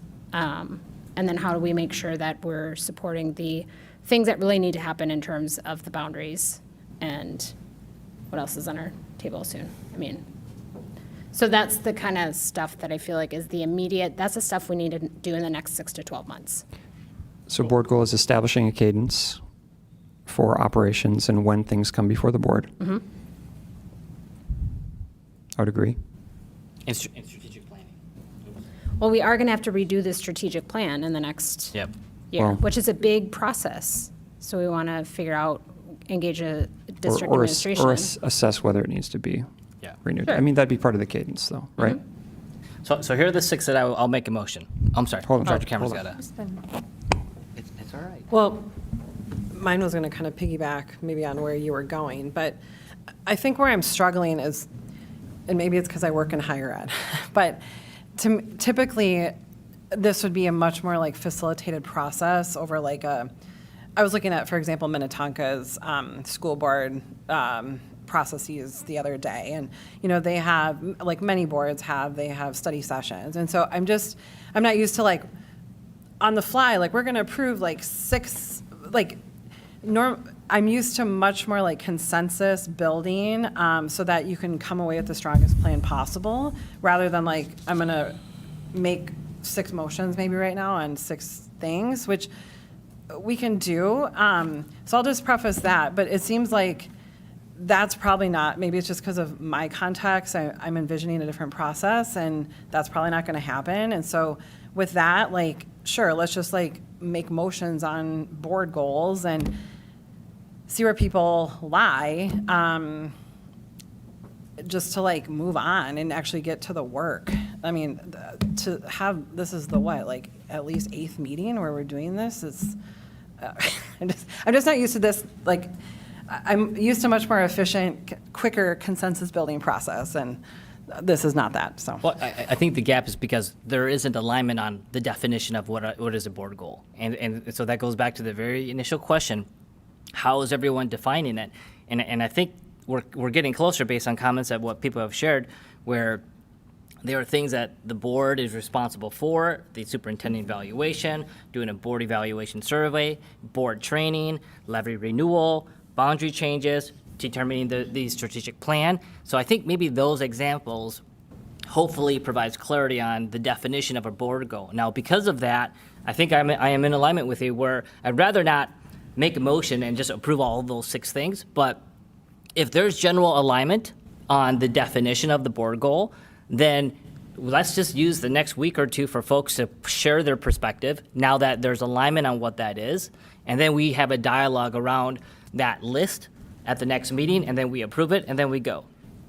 Or if we're good with those 6, then do that. I mean, that's... Again, I don't know how much longer we want to spend on these. I mean, I had provided everyone a month to send in their proposed board goals. This is the list that was provided to me. We've had this now for at least 2 months. If we've had 8, I don't think it's been quite 8 meetings. It feels like 8 meetings, or 8 meetings, but I don't know how much longer we want to dance around this.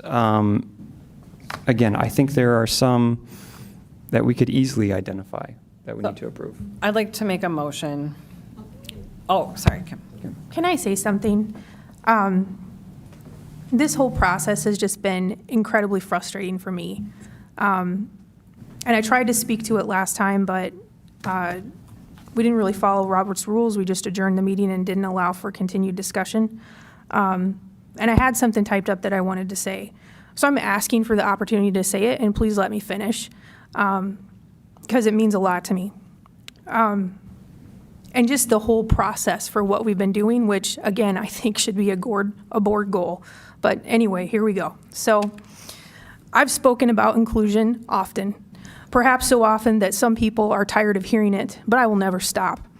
I have fought tirelessly for inclusion for my children, for all children with disabilities. True inclusion means more than simply being present. It means having a seat at the table and a genuine voice in the conversation. But when the table itself is not built to accommodate you, you are shut out before you even begin. Others may speak for you, assuming they know your story or your perspective. That is not inclusion. I never imagined I would need to advocate for my own inclusion on a school board I was elected to serve. Yet I find myself ignored, dismissed, and too often silenced. Sadly, I see this same pattern reflected in how all the women on this board are treated. My father raised me to be strong and independent. He believed education and meaningful work were the greatest gifts he could give me, and he was right. That foundation has allowed me to stand up for what is right, even when it is difficult. I will not pretend it has been easy. There have been tears, but my convictions keep me steadfast even when my strength is tested. Education is my passion. It is not just a job or a paycheck. It is my calling. I ran for school board because I care deeply about our school district and the success of our students and staff. My commitment to Lakeville schools spans more than 13 years. I joined the Special Education Advisory Council, served as a parent liaison, and volunteered countless hours across the district in schools that my kids weren't even attending. I have worked alongside school board members, superintendents, administrators, teachers, and community members, always advocating for students and students with disabilities and their families. I continue to engage at the state and federal level to influence policy decisions that shape education. But let me be clear, we are not a business. We are a public school system. We don't produce a product, we nurture students. Education is about people and relationships. Success is not one size fits all because it looks different for every single learner. Education is messy, it's challenging, it's joyful, and it's transformative. To reduce it to a business model is not only inaccurate, it is disrespectful to the incredible work our staff and students do each and every day. If we are unsure whether we are making the right decision, there is one question that we should be asking us to guide it. Is this what is best for all students? If the answer is not clear, then we must stop and reevaluate, because if you cannot put students at the center, you should not be in education. I'm a proud public school teacher, and I am proud to serve on this board, but I am asking, no, I am insisting, that my voice and the voices of others who have been silenced be included at this table. This is what inclusion looks like, and this is what our students deserve.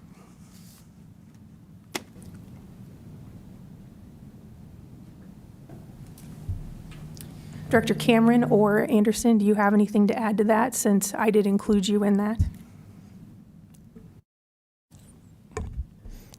Director Cameron, were you going to make a motion before?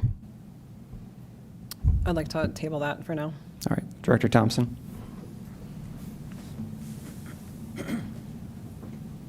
No, I'm fine.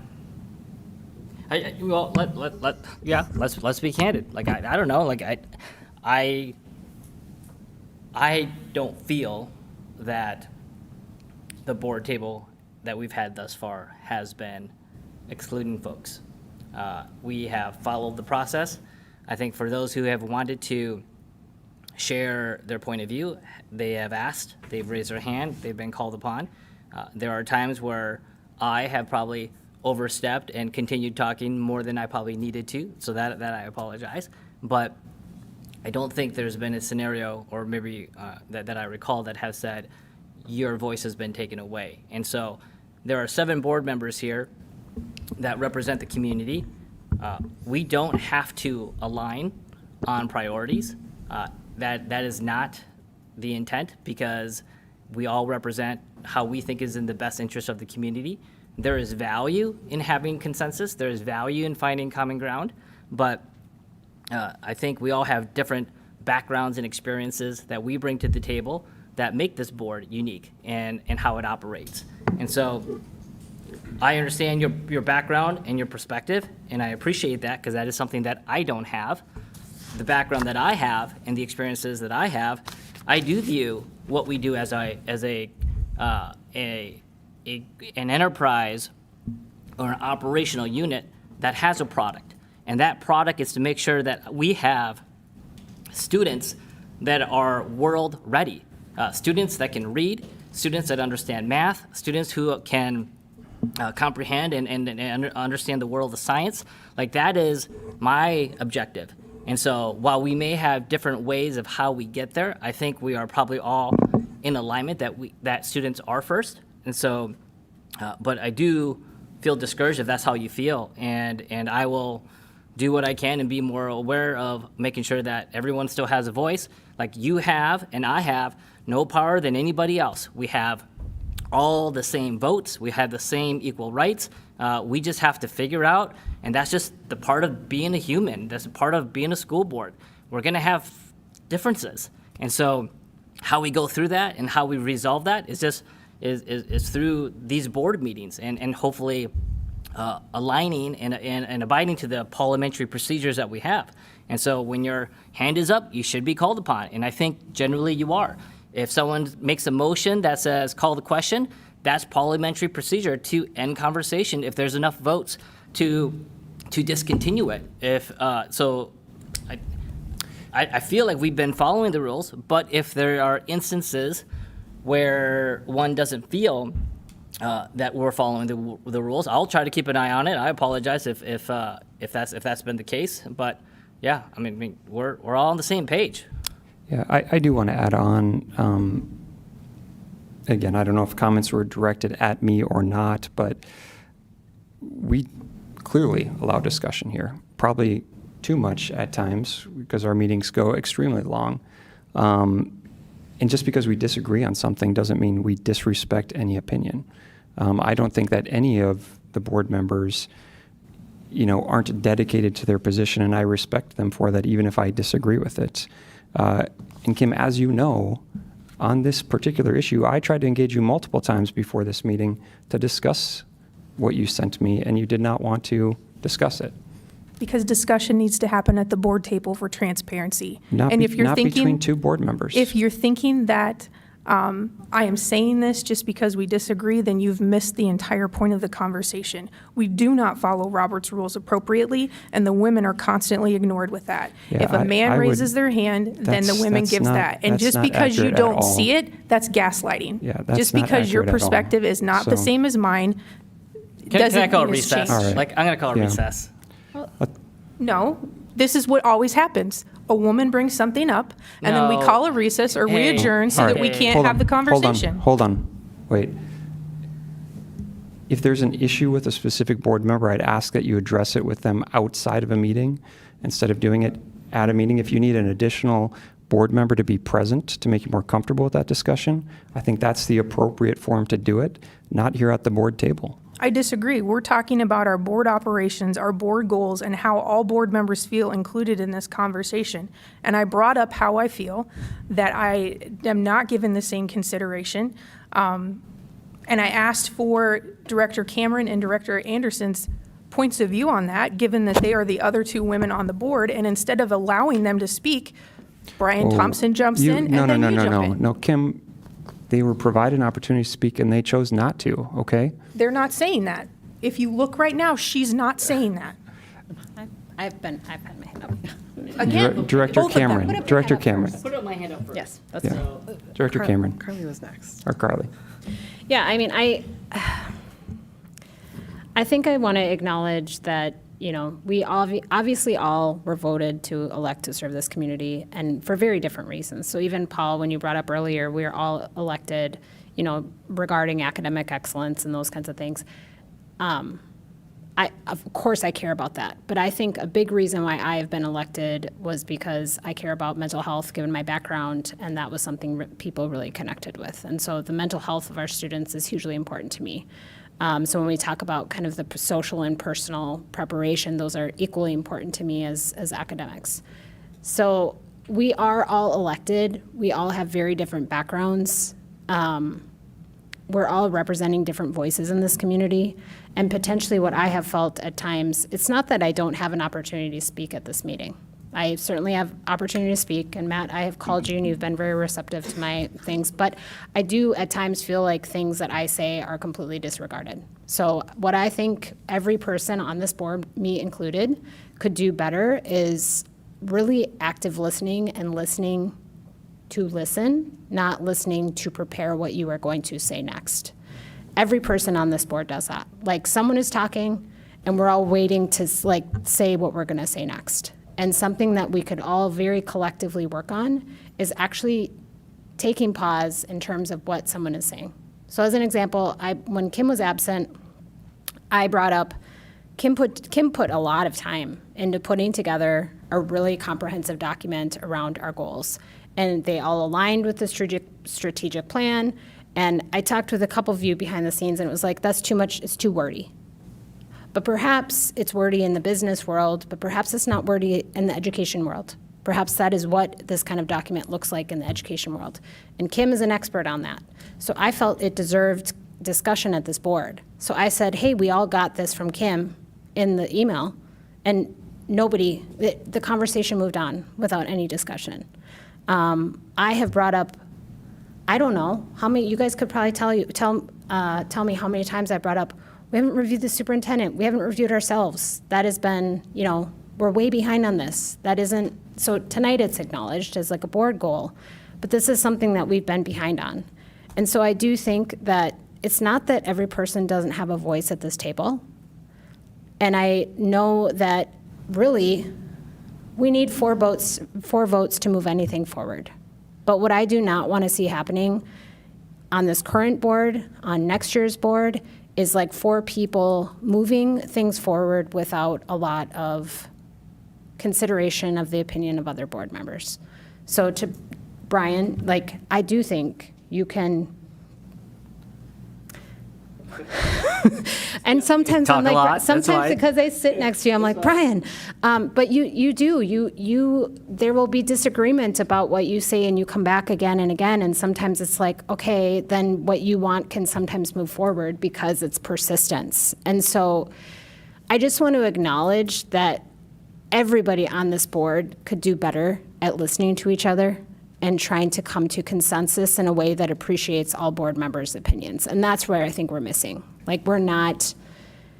Amber's got a great background in education. There's a number of people with finance background. If you think about the perspective, the unique perspective that you have a lawyer background, I have a mental health background, everybody is bringing different experiences that could be of huge value to this district if we could work together effectively.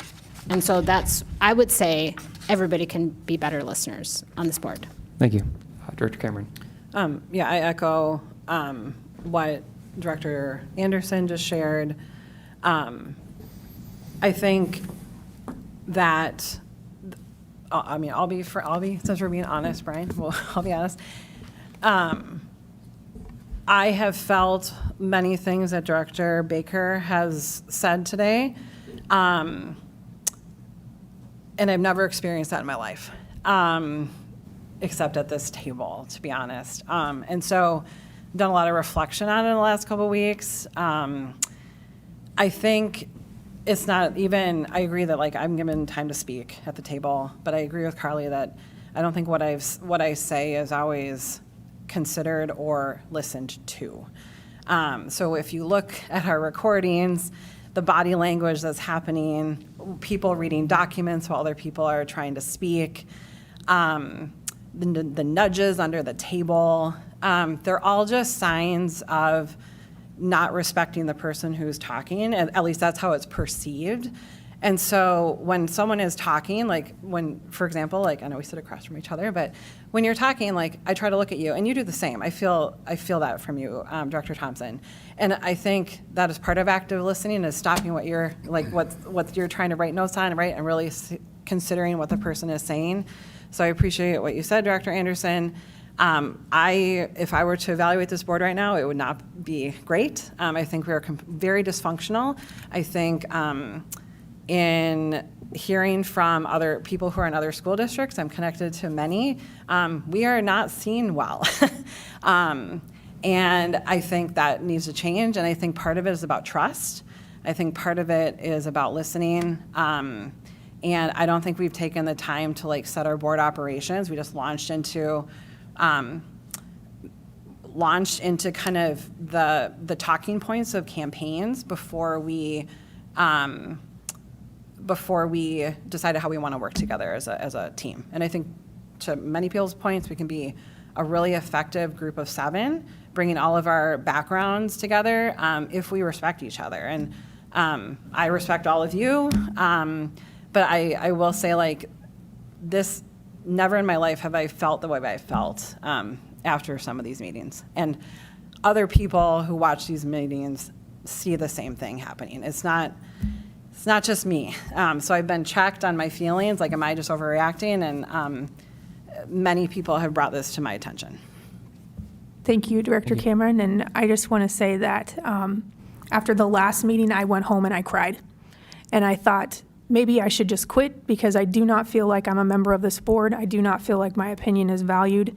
And I did share that with Director Thompson because I did call and talk to him about some of the things that I was feeling, which is why he made the 917 document that he did, because I brought that issue forward. I talked about it. I poured my heart out on how important it was, and then it was just dismissed without a vote. So I appreciate Director Thompson bringing that back to the table. Again, I had to ask for it to be included on the board agenda, but I was very proud of this board for moving forward on that. Yeah, I just want us to be collaborative. I just want us to be collaborative because it's not just about us being collaborative. It's about us being collaborative with the superintendent, with our district staff, for the benefit of our students. Director Thompson. Yeah, I think the executive dashboard has been the hot item, the focus area for the past couple months, and I think there are 7 board members, and we all have different focus areas or different priorities. I feel that, again, having something like this sets the stage for the board to be able to properly govern. And so part of that process, it took us a while, and there wasn't a whole lot of airtime to talk about other topics because we had, from my perspective, this was the big topic at hand to get done. And so, but if there are metrics that are not on the dashboard that we feel or you feel that need to be included, we can include that. And by making a motion, we can discuss and we can definitely go and move forward. But besides that, besides following the Robert's rules and XYZ, if there are other mannerisms and other behavioral examples that make it uneasy or unfavorable to be in the position that we're at, that is something that we can definitely be aware of and try to make changes to. But I don't think there have been instances where the voice of the school board role that you're in has been shut down. So I think making sure that we provide that avenue and continue to provide that avenue and not overstep that is the path we need to go. But I mean, you're going to have folks that make funny faces. You're going to have folks that like I don't know. I mean, I'm having a tough time understanding. I mean, And I get that you're having a tough time understanding, which is why I'm bringing it to the table for us to discuss, because it is very real and it's happening. And I agree with Director Cameron that I have never experienced sexism like this as I have at this table. Like, I go back and I watch every single board meeting and I see the things that happen, the kicks under the table, the sighs, the eye rolls, all of the different things. Now, I get frustrated and I'll put my head down in frustration, but I'm not making like any type of gesture towards someone else because their opinion is different than mine. I want differing opinions because that's how we come to a consensus. But then you're talking about it because you don't share my experience, which is fine. I gave you an example of how I brought something to the table. We discussed it. A vote was not taken, and it took you sending the email for it to get back to the table for us to vote on it. I was under the impression that we landed on that we were going to make the accommodations and no formal vote or motion was necessary, that it was just I specifically going to asked happen. for that. I asked for a motion and a vote because I said, this is something that is important because all of the districts are struggling with it, and I want us to be the district that stands out that said we did something about it. Which is fair. I was very clear about that. Did you make a motion? I did not because I was moved on to the next topic. I mean, just to clarify, we were going to adjust the times regardless of whether or not it was on the agenda tonight. There wasn't a motion made. We were in alignment as a board. We came back to formalize it and put it in a document so you could bring it to 917 and show them. You're missing so the maybe other point. districts would follow suit. You're missing the point. You're missing the point. All right. Can I just add one thing? Yes, I feel please. like anybody on this board could argue whether something is happening or something's not, but the reality is you have people saying this is how they feel, which like feelings are feelings. And so 3 out of 3 women. I do hear you saying, if this is happening, it should not happen, right? And I think we should all agree that, again, it's for whatever reason, there has been some, I would say, challenging behavior on this board that has not felt like we're working together collaboratively. And so let's work on that. Let's do better. I've always come back to, if this board is dysfunctional, that is not good for the rest of the community. Yep. So let's start with our evaluation. That will help us weed out where the problems are. And let's go from there. To me, that's where we go. I think thank you. And I think there's a path forward, and Are we ready to move back to board Yeah. goals? Or, I'll I don't pause. mean to be cutting No. anybody off. Are we good? I don't feel like we're good, because what's the consensus on this item? Well, I'm not going to agree that I'm sexist, if that's what, I mean, you're accusing people of being sexist. I don't expect any of the board members to agree on that. Again, I've rolled my eyes when Brian goes back on a topic again. So I'm sorry that you feel that way. It was never my intent, if I did something, to imply that I don't respect you or your opinion. I've always been willing to talk to you and reach out to you. Okay, but you have 3 board members that are saying that this is an issue. We're agreeing that there's a problem because board members feel this way. So what's the response to the issue? Like, how are we going to work on this? That should come down to our what's the board problem goal, we're trying to right? solve? Is But- that, I mean, I've never heard anyone say. Collaborative. I've never Let's be heard anyone. collaborative. Hang on, but I've never heard anyone say, I'm going to use Director Cameron as an example. I've never heard anyone say, Director Cameron, that's a stupid idea. Like, there is no disparaging comments. I mean, I think what I've heard is other board members share their point of view on certain topics or certain components, and from what I've heard is that if it's a go ahead. Well, there's nonverbals Yeah. all over this board. I'll admit, I've had my own nonverbals. I had an exasperated meeting a couple meetings ago where I reflected on my own behavior. I was like, oh my gosh, this is not how I should be behaving on this board, right? So my concern is people are driving each other to act this way. People are acting that way. So let's figure out how we can have better behavioral comportment on this board, which could be a board goal. That could be a target. Nonverbal communication is just as important as verbal communication. I'm going to push back on that. Like I'm not going to tell you how you want to behave. As an elected official, you have the right to behave however way you want to behave. And then, I mean, it's not my place to tell you to sit up or sit down or behave this way or not that way. Like as long as you have a voice to be able to share your point of view of a particular topic, that's what everyone else's right is. Now, obviously, there's value. I think that making sure that we all behave and work collaboratively, but I don't think there needs to be a rule or a motion. This is in our policy. Yeah. It's board ethics. This is that in our point, policy. So Right. early on, somebody had brought something to my attention, and we did address it outside of a board meeting. You and I addressed it. Yeah. Yes. So again, Not all board members addressed that. Again, In a way if- that was respectful. if I there will is say. something, I would encourage you, I mean, if it's me, obviously you can bring it to me, or if it's not me, bring it to me, and I would be more than willing to help address it. But I don't know, I guess, what else you'd want from the board as a whole right now, because we do have policies, like you said, Director Anderson. I know, but that's where I feel like our job is to hold each other accountable to these policies. Mm-hmm. So I think what we are saying is there's some violation of policy happening. That's making it uncomfortable. When this is not a safe space for people to be at this board and do the work that we have been elected to do, that's a problem. So I guess I'm not asking anybody to say, anything about themselves. I'm asking for people to say, I hear what you're saying. I'm willing to work on that, because that's what I'm saying. I'm willing to work on this, right? Yeah. And it'd be great to have a procedure to address this moving forward, right? I think it's honestly, for me, it's because we had a conversation, and it was like, well, how can I, or no, you and I had a conversation, not you and I. You and I had a conversation, sorry. And you asked, what can I do? And it's like, you can call it out when you see it. I think when anybody on this board, I mean, we ask that of our students. If someone is bullying, you shouldn't be a bystander. You should call it out when you see it, right? So why aren't we, I'm not saying anybody's bullying, but it's like, if we see violation of policy on this board, we should be able to call it out.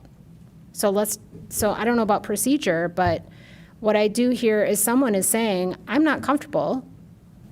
I feel there's inappropriate behavior, and I don't want people to get defensive about this. I want people to commit to being better, doing better.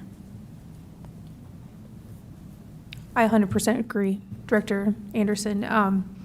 And if you're looking for metrics to measure that, we could do the board survey and then again take it again. But I think also some things that can be revisited would be the ethics policy for board members, Robert's rules and how to run a meeting ethically, so that, I mean, those are in place so that everybody gets a voice in the conversation, and that there's not one voice dominating the conversation over others.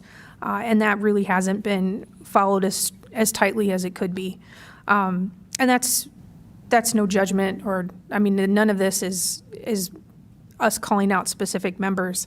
It's just stating how we feel and how things are playing out at the board table, which is why it's not just one specific board member. It's playing out at the board table for every single meeting.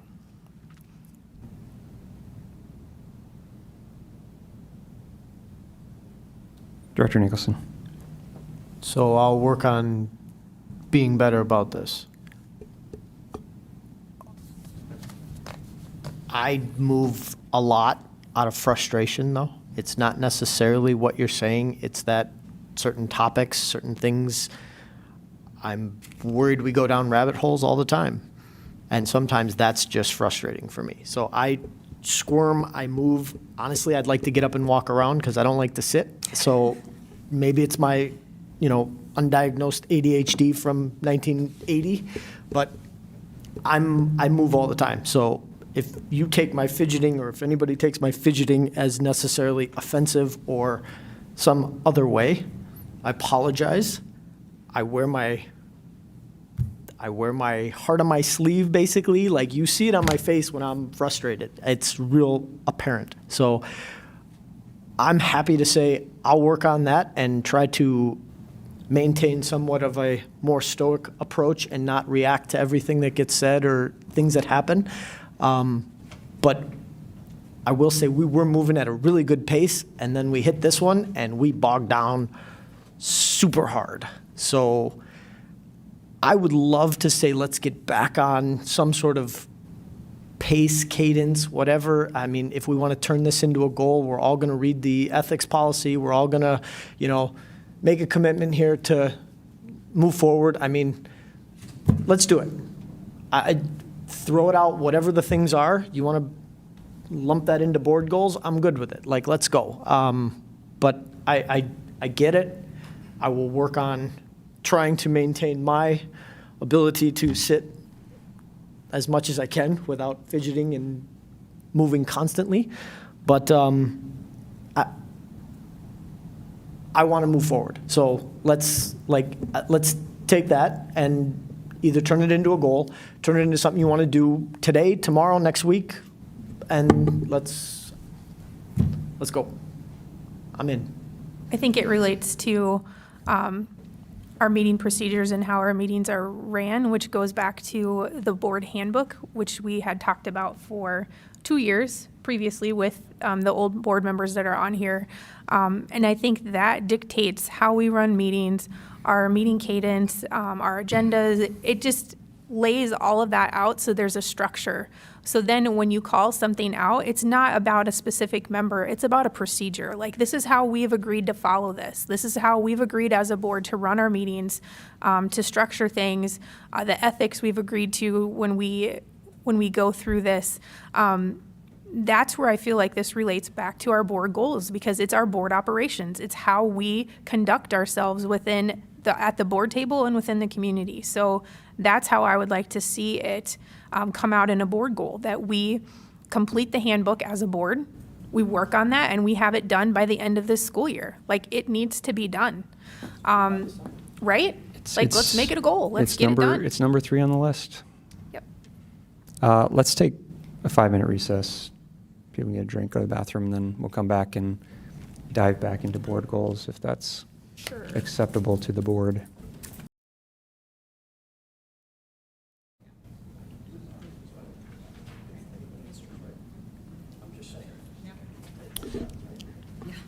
All right, I think we're back on. Good. All right.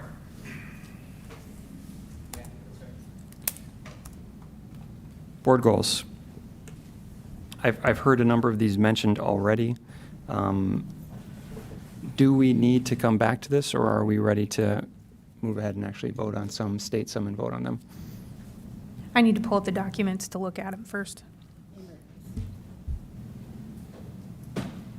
Going back to our earlier conversation, I'd like to make a motion to approve a set of goals that are identified within many of the documents. Let's go. And we can either take this as a package or decouple them, right?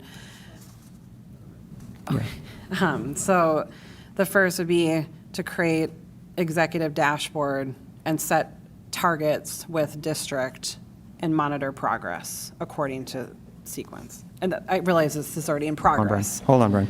I realize this is already in progress, but this is definitely a board goal to set this. We've clearly established that. Finalize board handbook by January 1, 26. That would be in time for the new board. Schedule superintendent and board evaluation. And perhaps we set dates tonight, I don't know. By February 1st, 2026, and this is coming from our board, the draft, so I don't know if this is reasonable, Superintendent Baumann, but approve boundary changes for the 26-27 academic year. I don't know if February is too aggressive, but that's what was proposed, and we don't even maybe need a date. Approve boundary changes for 26-27 academic year. Support community education on levy. And then the last one would be complete training through MSBA and potentially other avenues according to your role on the board. Can you hold up a little bit? Say it again? Hold up one. What? Can you go back? Yeah. Support community education on levy, on the 2025 levy. Number 7 on your sheet. Okay. So not the passage of, right, but we're supporting the education of. Oh, community. I thought you were talking about like community No, ed. sorry, not community ed. Okay. Educate the community. There we go. On the 2025 levy. And then the last would be to complete trainings through MSBA that are relevant to your board position on an annual basis. So I would add to that the Hold up definition a of second. student I success. think she made a motion. So, Did you make a motion, or were you just saying those out Yeah, loud? I mean, it's a Okay. motion. This is Yeah. quite the thing. Is- Okay. Sorry about that. I didn't hear the motion part. yeah, is there a second? And then we can amend if you want. Second. All right, there being a second, any discussion? So I would like to amend that motion to add the definition of student success as a goal. I'll second that. A second to the amendment? There's a second. Any discussion on the amendment?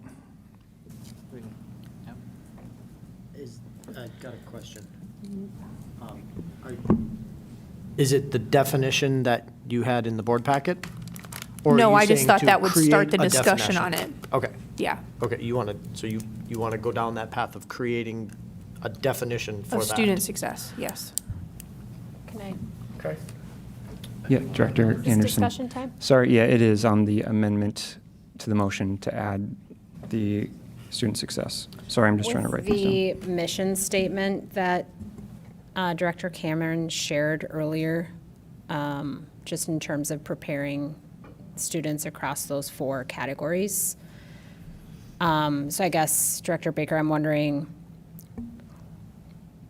do we agree with those categories, and is it more like defining what success in those different categories means, or is that too broad of a definition, I guess? I think that from what I've heard from several of the discussions, we've focused on one area of student success, which is test scores, and I feel like as a district in our strategic vision and our plan, it has a more robust definition of that includes the whole child approach. Like I think about the things that you bring to mind with mental health, and I think that when we look at that as a board, like there's more to our metrics of just defining student success than 90% on a standardized test. So I just want to look at that as a board and say that these are the other areas that we're looking at besides just test scores that make up student success for kids within our district. So Yeah, maybe it Director would Anderson. just help, like, it sounds like when we were talking about that before, we all agree with the kind of those 4 broad categories, and maybe we haven't given as much light to some of the other 3. Yeah. Right. Okay. Director Thompson? Would that student success be a subcomponent of maybe reviewing or refining the strategic plan, or is this a separate thing? I mean, I don't know, because as you think about your strategic plan, would your student success definition feed into that strategic plan? So throwing that out. Yeah, I guess I have just a similar question. Sorry, I was taking notes, so hopefully I didn't miss this. What would be the intended use of this definition of student success? Sorry. Can I- Director Anderson? I can see where, let's say we further discuss it and we might decide that there are other metrics that we want to add into the data dashboard. That's a possibility. Sure. I mean, Director Thompson? Yeah, I think that makes sense, because I think if we get to a point where we realize student success might also mean that there's a higher percentage of a student being successful if they were participated in a school activity, then does the board want to create pathways where they can join a student activity fairly easily? So, I mean, that's what I'm thinking, if we're riffing off of this right now. Yeah, I guess like as a community member, like I would watch our meetings, and I would think that the only thing that we're measuring student success on in our district is a test score, just based on the metrics that we've been discussing and talking about. And I think if, as a board, we identify what we feel like that looks like, then we're able to talk about different priorities within the district and how we can support some of the things like sports and activities. And I think it just it provides parameters around what our priorities are as a board are, because we're saying like, this is what we want like the student desired daily experience to look like for kids in our district. Like not every kid likes sports. Okay, so do they have access to the arts? Because maybe they like arts. So then when we have something come before us, like a budget discussion, then it becomes a little bit easier to discuss, because then we know like one of the priorities that we've established through student success is that we want kids to be able to participate in activities. Well, we just had a discussion, like a month ago, about raising student fees to participate in those activities. And we ended up saying, nope, we're not going to raise student fees, we're raising adult fees, right? But again, that comes down to, we think it's important for kids to participate in those events because it adds to student success. So again, like, we're just making that broad definition that fits with our strategic plan and the vision that we have for the district on what that looks like for students. Director Cameron? I'm following your thoughts with this amendment, Director Baker. I'm wondering, where I'm coming at it from is, instead of having the board or even the district define what student success is, instead use the 4 categories, right, that is in our mission statement, and make sure that in the data dashboard, per Director Carbone's statements earlier, that we are evaluating all 4 of those areas. So making sure that we're creating baseline data, but also targets on how to improve all 4 buckets that are identified by our community through the strategic plan process. So rather than using that as our Defining it. definition, kind of, and then making sure we're evaluating those 4 things. That makes sense Does to that- me. So do you want to amend my amendment? We'd have to pass the amendment first to be amended, unless you're proposing it be voted down and changed. But, because we haven't voted on the amendment yet. Could that not just be part of our discussion about the first goal you mentioned was the dashboard and metrics, and part of it is making sure when we meet on the 23rd, like, we could commit tonight to say that during that meeting, we're going to make sure that we feel all those buckets are being addressed. So I don't know if it's that an amendment needs to be met, like, it could just be kind of moving forward. Sorry, you have. Director Nicholson. Student success and academics, academic piece of it, like, we've been pretty laser focused on like academic improvement. But we're not, none of that, I think, looks at the whole package like you're trying to get to here. I worry that that is going to morph into a huge statement, but I'm happy to go through the exercise, because I think student success for everybody is going to be totally different from the kid that, you know, you hope can just graduate and have success in a career, and then a kid that, you know, wants to go to college and do other things. I think that is going to be a very difficult statement, but I'm happy to go through the exercise with you for the purpose that you kind of mentioned of how do we broaden sort of our lens to make the student experience better overall. But I guess I'm curious, like, how we do that. But in terms of like defining student success, because success for you versus me versus him, her, is going to be all over the map. So Right. So I had like a 4-page document with a plan, but again, that was just my ideas. I do appreciate that it's a lot of work for people that don't work in education, and I'm thinking about the board's purview on this. So I appreciate Director Cameron's ideas on fitting that into the 4 things that we've identified and making sure that we're measuring those areas. And I can withdraw my amendment so that you can make an amendment, your own amendment, that would identify those areas. Okay. So I officially withdraw my amendment to the motion. Matt? Director Cameron. So it's your original motion. Okay.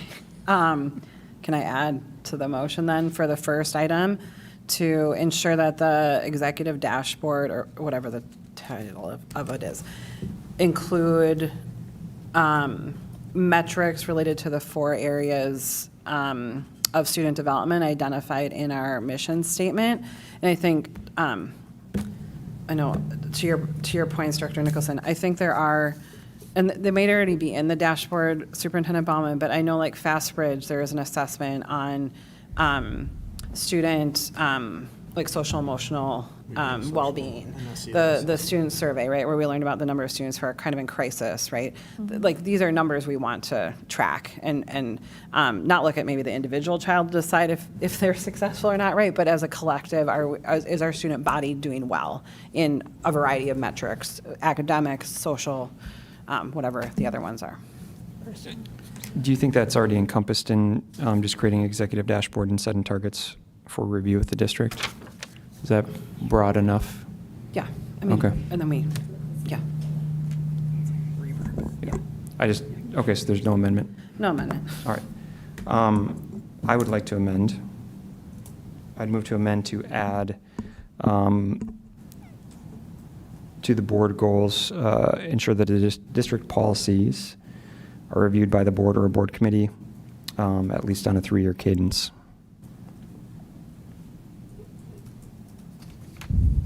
Is there a second? I'll second that. There is a second. Any discussion on the amendment? Director Anderson.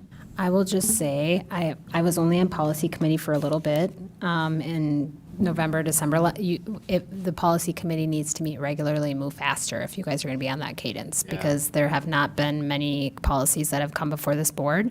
So if we're going to commit to 3 years, Amber and I will talk to the chair about that. Okay. Chair of the policy committee. because I think, one of the things with policy revision, just to consider, is sometimes it is just Brenda telling us what, or Director Albrecht telling us what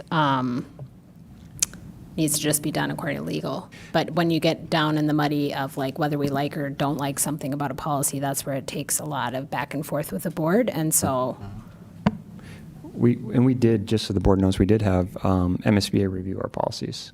And so we paid for that services, so and identified the ones that are maybe more high priority, so for purposes of processing through.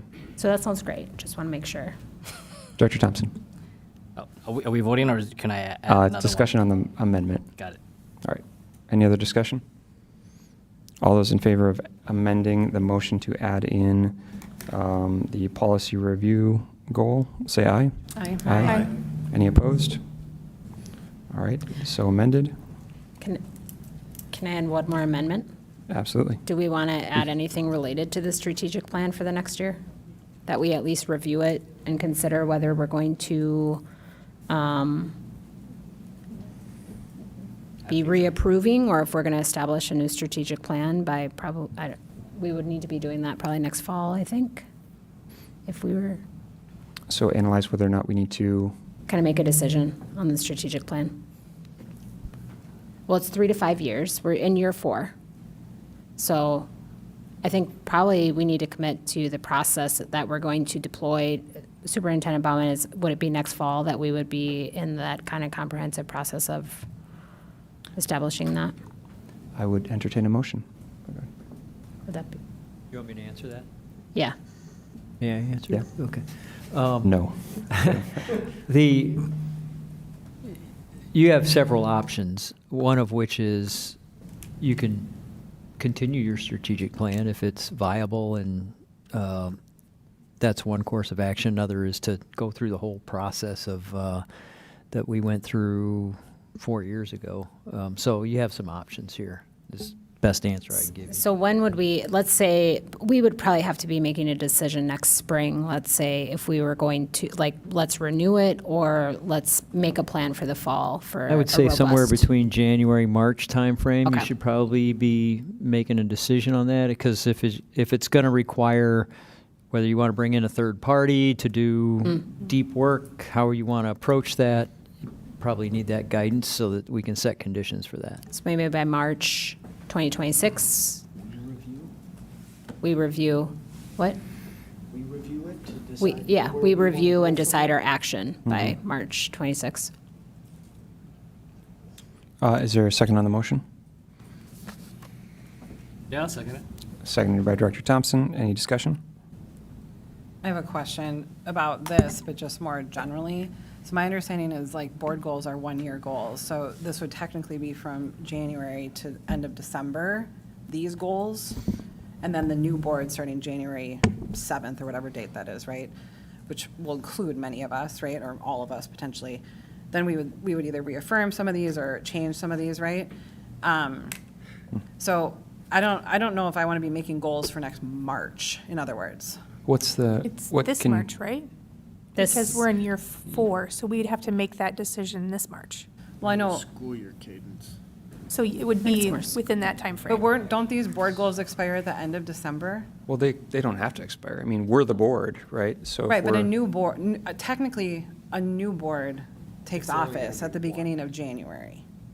But the goals are generally established in the academic year So cadence. from July to July. So really, it's fiscal like the year. fiscal year, yes. Yeah. So the Because new we board follow will the be- same Okay. cadence as the Okay, superintendent. then that's fine. I just Yeah. wanted to. Yeah. Right. Any other discussion on the proposed amendment?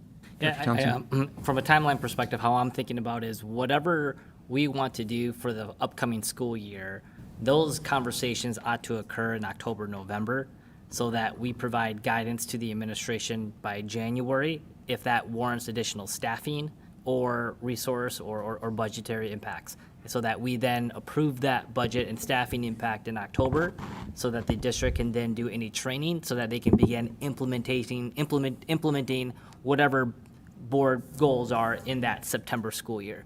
So You're just saying generally, not as to the proposed amendment, correct, right? correct. Okay. In generally, so I think because we are having this discussion now, ideally these discussions probably should have occurred back in last November, but we're just, or well, I would say way back in November because of the things that we needed to do. Can This we, is like the things that we're doing now should be preparing us for what we might be needing to do in November. all right. So, Any Do other we- discussion on the amendment? no. If there's none, all in favor, say aye. Aye. Any opposed? All right, it is so amended. Director Thompson? Does anybody want to do parliamentary training? I'll do parliamentary training. All right, I make a motion that we do a parliamentary training Yeah. Oh, for like the board? for the board. I don't know, bring someone in and have them do an hour presentation. I don't know, maybe 2, or someone can sit and watch. It's up to you guys. We do have training for board members as one of the current goals.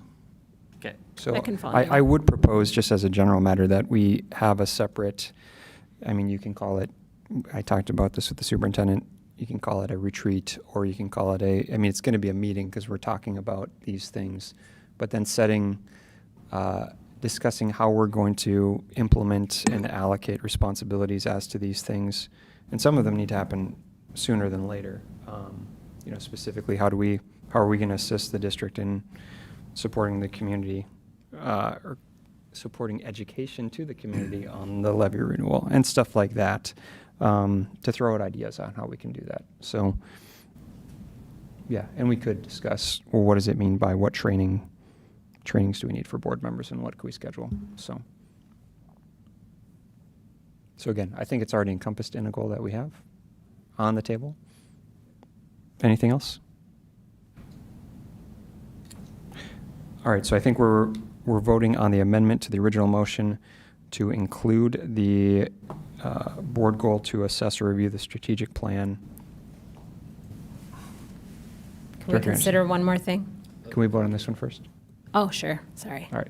All those in favor say aye. Aye. Aye. Aye. Any opposed? We will consider one more thing. Can we consider making a goal about what we've discussed tonight in terms of behavioral comportment of the board?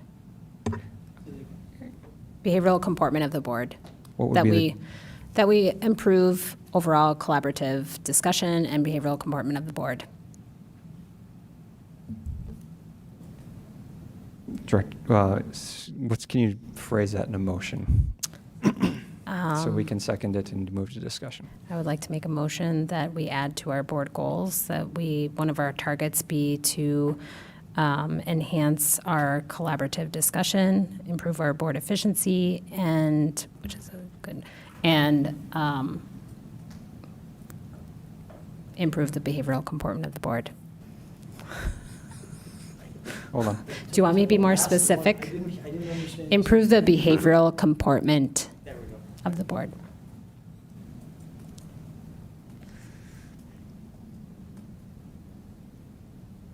I'll second. Any discussion? Director Thompson? Wouldn't this come out of the school board evaluation form? And so, We haven't done that. right, but when we do that, and then the scores are unfavorable in certain components, then as a board, we'd want to put a corrective action plan towards that. Because I don't think I'm doing anything Yeah, bad. I mean, I'll be candid, like, I have, But we're going to run into that, like who's defining what, right? I mean, that's going to be the challenge. But it No. doesn't mean we can't have the exercise or try, right? I think Director Anderson. when you recommended parliamentary procedure, some of this is, I know that there was really some hard discussion tonight, but I think part of it is, are we making sure, how do we target efficiency through closer following of parliamentary procedure and making sure that we're not having certain board members dominate or those kinds of things? So part of it, when I say behavioral comportment, that is a broad category, right? And really what I mean is, are we, if we sat down and had our children watch this board meeting, would we be proud of how this board is functioning? I mean, I wouldn't. So I'll speak for myself, and that's me included. And so there are different ways we could define this, just like the student success piece. And everybody might have an opinion about what it means to be respectful, and part of that is reviewing policy and those kinds of things. But I guess we already have evaluation data tonight. Like, we can wait for the evaluation, but it's already been shared tonight. So I feel like let's move on that, because that's something that is clearly impacting every meeting at this point. Director Thompson. I guess I'm trying to better understand, because is this a process issue, or is this a people feelings issue? Because I'll be like, you have 7 individuals with different perspectives, and you're going to have differences. And people, like, I don't want to create a goal to tell Brett, you've got to, act differently, or you got to behave differently. As long as I have a forum to be able to communicate my point of view, and I'm not shut down, the process is working. And so I guess I'm okay with having the conversation and talk through it, but I just want to make sure that are we having this meeting or this goal to change people's behavior, or changing the process so that folks have a voice in what they want to share? I would say it's both. Director Anderson. I think what we have going on, if I were to say, I'm not trying to belabor this, but I think there was a lot shared tonight, some really hard feedback, and some that maybe and everybody's going to have different reactions, but I think at the forefront of our mind, given what has been discussed tonight, is how do we function more effectively for ourselves as well as for our community. So, if I were up here swearing, you probably would be like, Carly, that's not okay to do that at the board table. And so I think what was shared tonight was there's some stuff happening that doesn't feel okay is happening at the board table. So if we make this a goal, it should be front of mind in terms of our own personal behavior and how we work effectively with everyone.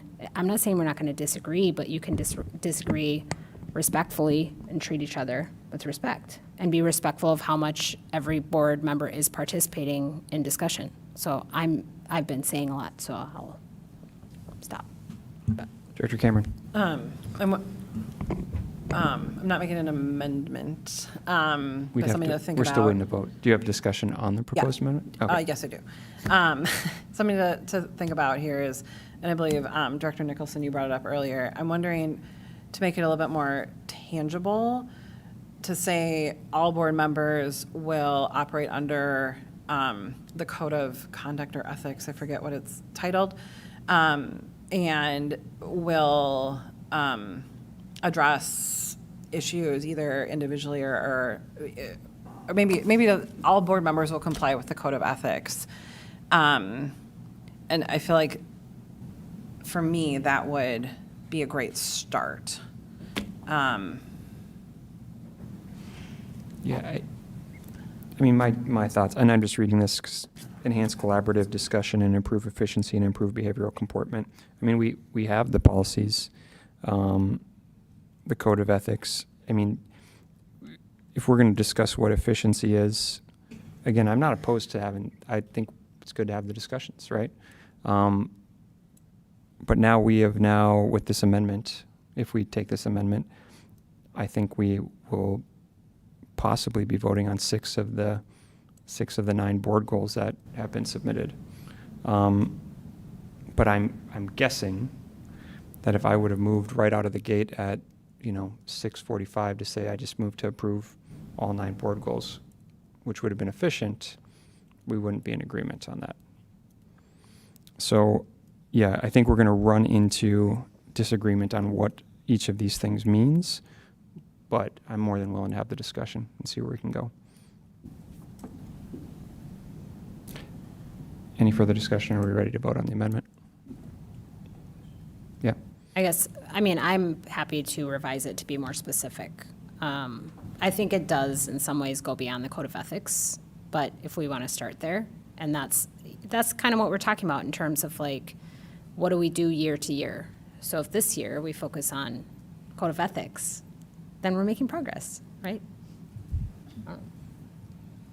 So wait a minute. How would we measure that then? I mean, because Well, the we code of discussed ethics it is as a so board, so right? vague and broad. It's like be a good person. Don't be a, Well, and to the point, like perhaps that I don't think we need to start, we have to be respectful about how we engage together in the board at this table, right? And so I don't necessarily see it to be a good thing I don't like being a bystander, but I also can appreciate this is a public forum, that it gets uncomfortable if you start rolling around in your chair. I don't really want to call you out on it, but maybe I'll talk to you behind the scenes and be like, Brett, can you settle down a little bit or whatever?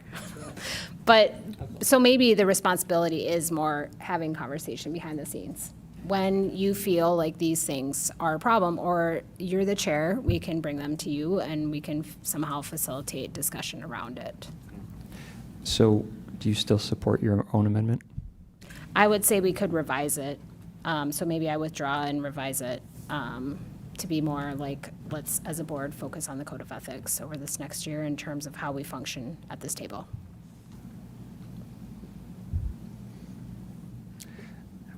Were you She has first? something to say too. We're in Sure. discussion, right? Are we in discussion? Correct. I think, Brian, to your point, I'm wondering, like, I think number 3, right, is about schedule superintendent and board evaluation, is that correct? So I think getting baseline data on how we evaluate ourselves and seeking to improve that, because some of those things are about the things we're talking about tonight, right, like trust, and so we can seek to improve our own baseline data. Can we just clear the proposed amendment? You're okay, you're no longer supporting the amendment? The revised amendment. Well, let's. I'm withdrawing let's- my amendment. Let's clear that amendment, and then you can make a new Sure. amendment, okay? All right, all in favor of the amendment to the motion to add enhanced collaborative discussion, improve efficiency, and improve behavioral comportment? Say aye. what point of information? Are you withdrawing or are we withdrawing it I because think- then making a new I one? think Or we're are we? voting on it down. So it can die. All right, so we're and then voting no move on to this. the next Well, motion. you wanted to, I'm kidding. You Well- said you tried. All right, Yeah, all opposed? I'm sorry. Point of clarification. I'm not, are we I thought you voting just for or withdrew it. against? I withdrew. Well, if it's but- been first and seconded, it's up for a vote, right? I think if the original person, even if it's been first and seconded, if the original person withdraws, then Are we okay with withdrawing it, everyone? Okay. Withdrawn? All right. Back to the. I make a motion. As amended. I make an amendment to have parliamentary proceedings change. Just one. Just to see. That's part of our board training. All right. Can you just put somebody up on like one of the screens that is always just checking parliamentary procedure? No, not it. Can't do that. All right, any discussion on the proposed amendment? None? Is this a legitimate amendment, Brian, or are we just joking? I think it's legitimate. I think we need work on it. Which one? Parliamentary procedure. To add training for parliamentary procedure. But I think If it's part of the I thought we training, then discussed we're it done. already, that it was Yeah. included in one of the other goals. Yeah. All Then he made the then I motion don't. again. For the training. I would like to make an amendment that we focus on code of ethics over this next year and that be a board goal. Second. All right, there being a first and second, any discussion?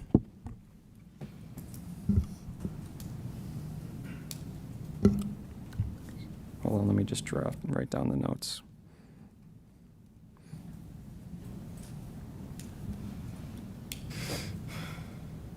All right, all those in favor of? I've got a quick discussion. How would we want to measure that? Or is that something that we'll set up for another meeting? I know that we've got the board evaluation as a component, but I just want to make sure that, because it's very broad. I mean, like, if someone's chewing their gum too loud next to me, is that a behavioral issue? Is that, so I just want to make sure we're clear with, and because there are some topics that are, I want to be careful that we're not opening up the door with everything. I mean, Yeah, I guess. I know. To that point, how do we assess our performance on that if it's a goal? I think we have the it's part of evaluation. So, I mean, the reason why I'm saying we should put this on the table now is because there was some pretty critical discussion around this tonight. So we don't really need the evaluation to tell us that this is a problem, in my opinion. So then the next evaluation that we do next spring would be our way to evaluate whether or not we've made progress as a board. We're not gonna, I mean, if it still looks bad, we know we've not, we won't have time 1, time 2 exactly.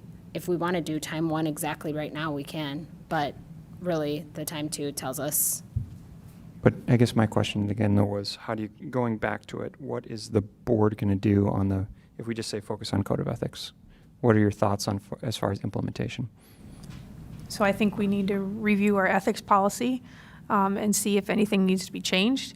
I see another metric is that we could go through the board survey that we've taken before and identify which areas that we feel are ethical, and then we want to make the baseline, so we get that first survey. These are the ones we're focusing on, and then as far as ethics are concerned, and then when we take it again in the spring, we hope that it increases.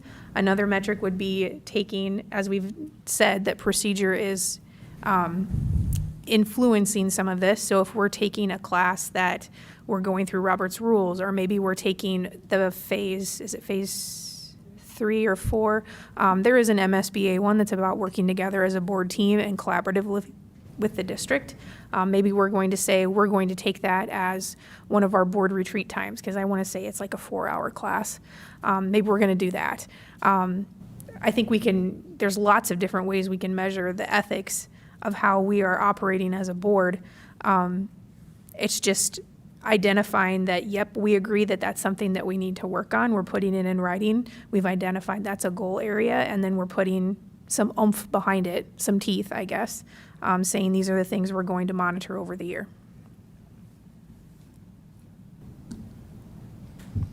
If there's no further discussion, all those in favor of amending the motion further to add as a board goal a focus on the code of ethics, say aye. Aye. Any opposed? All right, it is so amended. We are sitting at 9 board goals. If there's no further discussion, I will go back to the original motion as amended to approve. I should probably read them into the record here. 1, create executive dashboard and set targets for review with the district. Number 2, finalize the board handbook by January of 2026. Number 3, schedule superintendent and board evaluations 2 times annually. Number 4, by February 1, 2026, approve boundary changes for implementation to address enrollment projection and density issues within district. Number 5, work with the district to support the education efforts of the community on the levy renewal. Number 6, schedule trainings for board members. Number 7, ensure school district policies are reviewed by board or board committee at least every 3 years. Number 8, perform an assessment and review of the strategic plan by spring of 2026. And number 9, focus on the code of ethics. All in favor, say aye. Aye. Aye. Any opposed? Did you have discussion?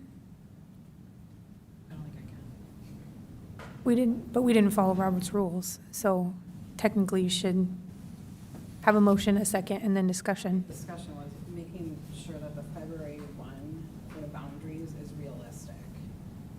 So I don't want to Sure. get anyone, Is February 1 for the boundaries realistic? Yeah, good point. We'll bring, if February 1 is your decision point where you have to make a vote, that's up to you guys. From my perspective, we're going to start getting into, I think before we get to through December, we need to be at least giving you a plan to consider.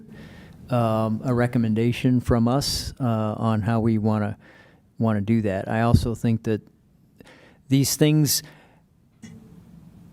are not to be viewed in isolation because we have enrollment growth, we have facilities, and we have boundary changes, and all those things are interrelated, and it needs to come to you as a package.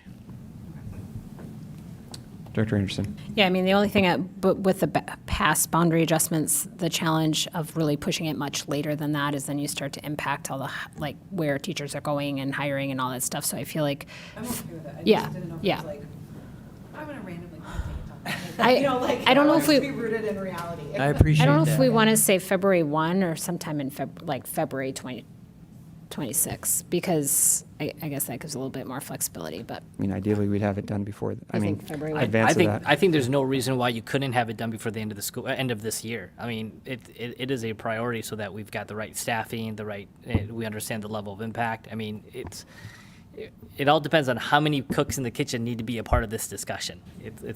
Come to the board with 2 or 3 recommendations, have it before the end of December, and then we just go. I mean. So is a that would goal. depend is a on goal. the process, because the last process was very robust in terms of community input. And that impacts things, right? So, How- And to I ask think there's, how'd that work- and I think how'd that there's- work out? Right. I mean, there needs to be less cooks in the kitchen. what I'm saying is, I don't disagree with that. I just think if we do decide that we're going to have a more robust plan like that, that's probably going to go into the next year. But for sure, I would say by March period, we want to have all those decisions for staffing stuff based on the past Yeah, because staffing opens up in March, so we'd want to have this done before then. in February. We can say February 1 if everybody feels comfortable with that. I know you say end of December. We haven't defined the process yet. Director Nicholson? It is a goal, I mean, Yeah. Yeah. it's a Sure. target, right? Sure, Like, you're right. Let's try to do it by then. If we can't, we can be nimble, we can be agile. That's a great point. But earlier is better. Okay. Sorry, I didn't mean to derail. Anything else? All right. Kim, are you able to pull that list that I read off from the audio? If I just call it for a vote again? You mean, you want a roll call vote, or you want me to repeat what you said? No, I mean, if we just say all in favor of those Yeah. 9 goals. Okay. Did we have a second to the motion, though? Yes. Okay. Mm-hmm. All right. All in favor of the 9 previously read goals, say aye. Aye. Aye. Any opposed? All right. With that, I'd propose that we adjourn, and again, with the potential of setting a time to come back and discuss how we're going to implement these goals, timing of different evaluations, work on the superintendent evaluation form, what we want that to look like, and what we're going to be basing that on. My second. So, question on that. So are we moving the superintendent goals discussion to a different meeting? Because that was also on the agenda. Yeah, well, and I guess this is a question for the board. I kind of see the superintendent goals aligning directly with the district goals, unless you see something different. Dr. Anderson? I would say, I mean, my recommendation is that we do a review or evaluation, and then because the superintendent goals aren't always, part of it is like what is happening in the district, but part of it could be how he is functioning with staff and community and us, and yeah. Sure. So I think helpful to do the evaluation and then kind of go from there. Dr. Thompson? Did we do Okay. something like this with the previous person? Because we didn't have goals, really. We we didn't give them something in the beginning. We had to do an evaluation, and that led to new goals. So we developed goals based on things that were happening in the district at the time. But was that what, after the fact? No, or I mean, before? so I used the MSBA format, and then, which gives them like a goal and then an identified rubric that says proficient, developing, needs work or what, I can't remember the exact wording on the metric scale, but there were 4 boxes, and then each of them described what that would look like for that specific goal area. The MSBA format for a superintendent evaluation is quite intense and robust. So the way that we looked at it is we picked 3 areas when we did our board goals of things that we wanted to focus on, and then we kind of aligned the superintendent goals with that and then made the rubric based on that. Since he was a new superintendent, we were working on community engagement, being out in the buildings, working with the board collaboratively. Finances was one because of the unassigned fund balance dropping below a certain percentage. So it was like based on the things that we were experiencing at the time. The document that I submitted was based on the discussion that the board has had around things that are happening within the district. And so then I took all of those components and then kind of pulled things from the MSBA areas and made like 3 goal areas for the superintendent. Like I said, it was just a draft, just based on input that board members had put forth, and then I kind of combined it into one and made it a rubric. Based on how you would evaluate your president of your company or your key player, you should have like a rubric so that they know what your expectations are, and then maybe some points of like key performance indicators that go along with that. Like, so if we're doing finances, one of the things was the financial dashboard, and that we want to make sure the board has this information, and that, the levy, putting forth information into the community about the levy, like those would be some key performance indicators under finance, right?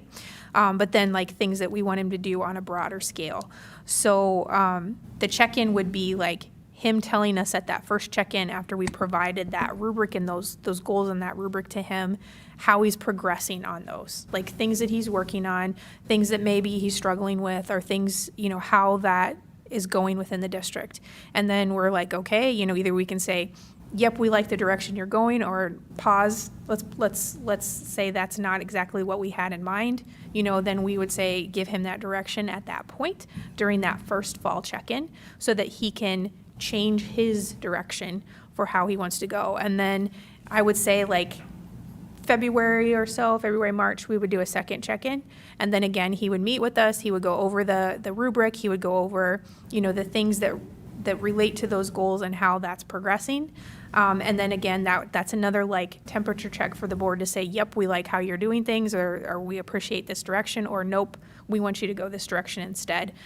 So that there's no surprise when it comes to that July evaluation where the board fills that out. So how that happens is that every board member will go through the rating rubric and rate the superintendent how they feel. That should be like anonymously given back to the chair. And then the chair then takes all of the information that he's gotten from the board members and gathers that into one document. So it doesn't identify any one board member saying one thing. It's one board voice on how we feel the superintendent is doing.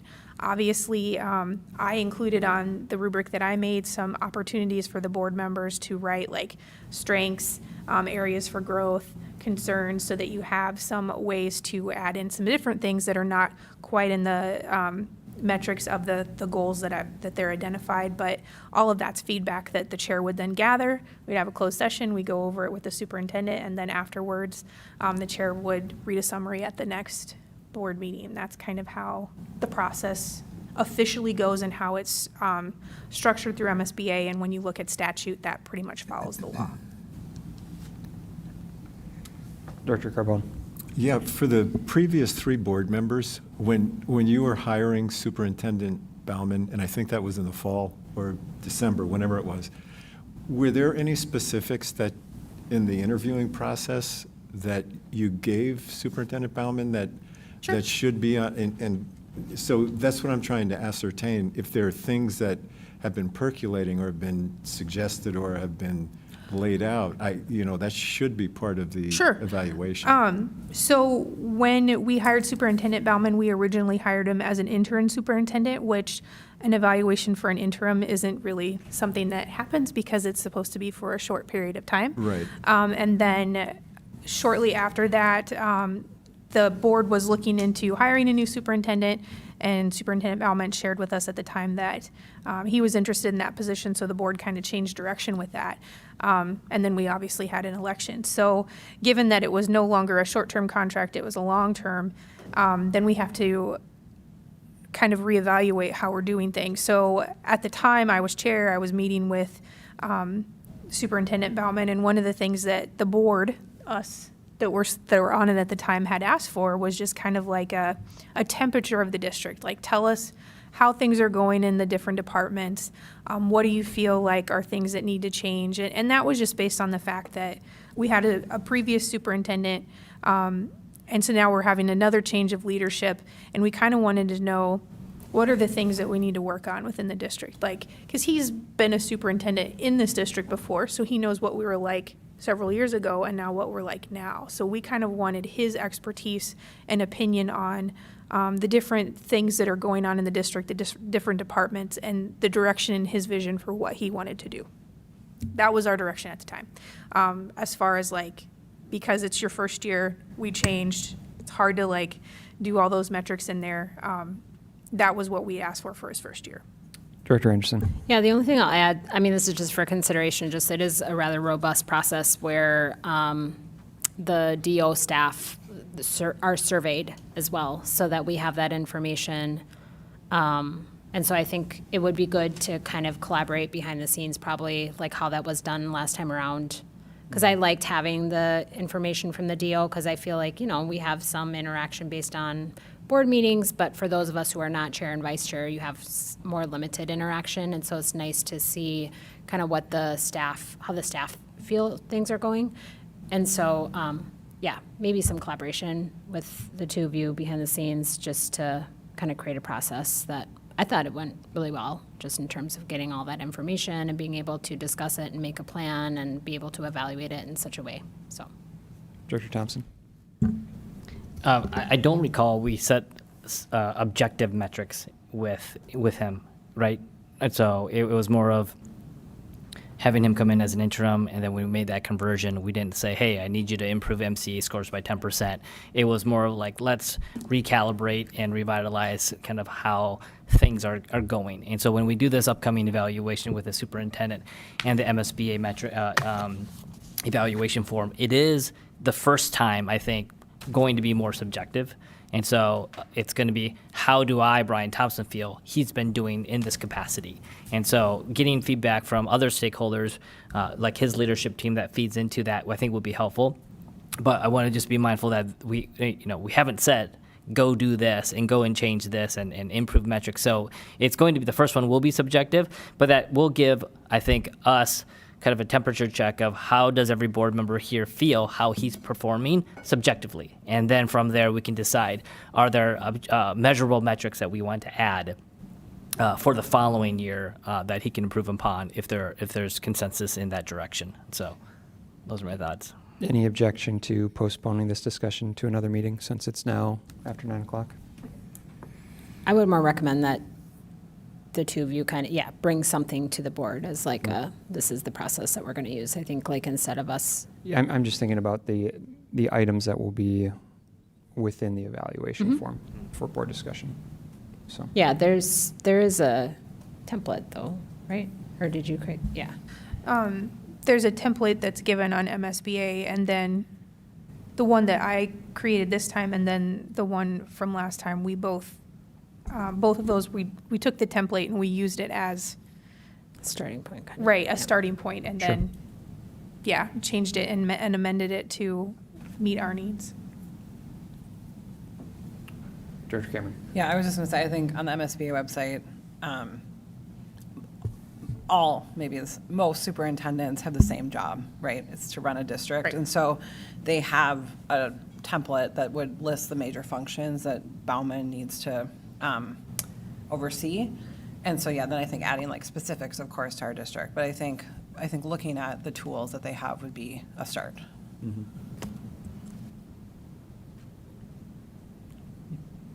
Motion to adjourn. Second. All in favor? Aye. Aye. Aye. No. Opposed? It is adjourned.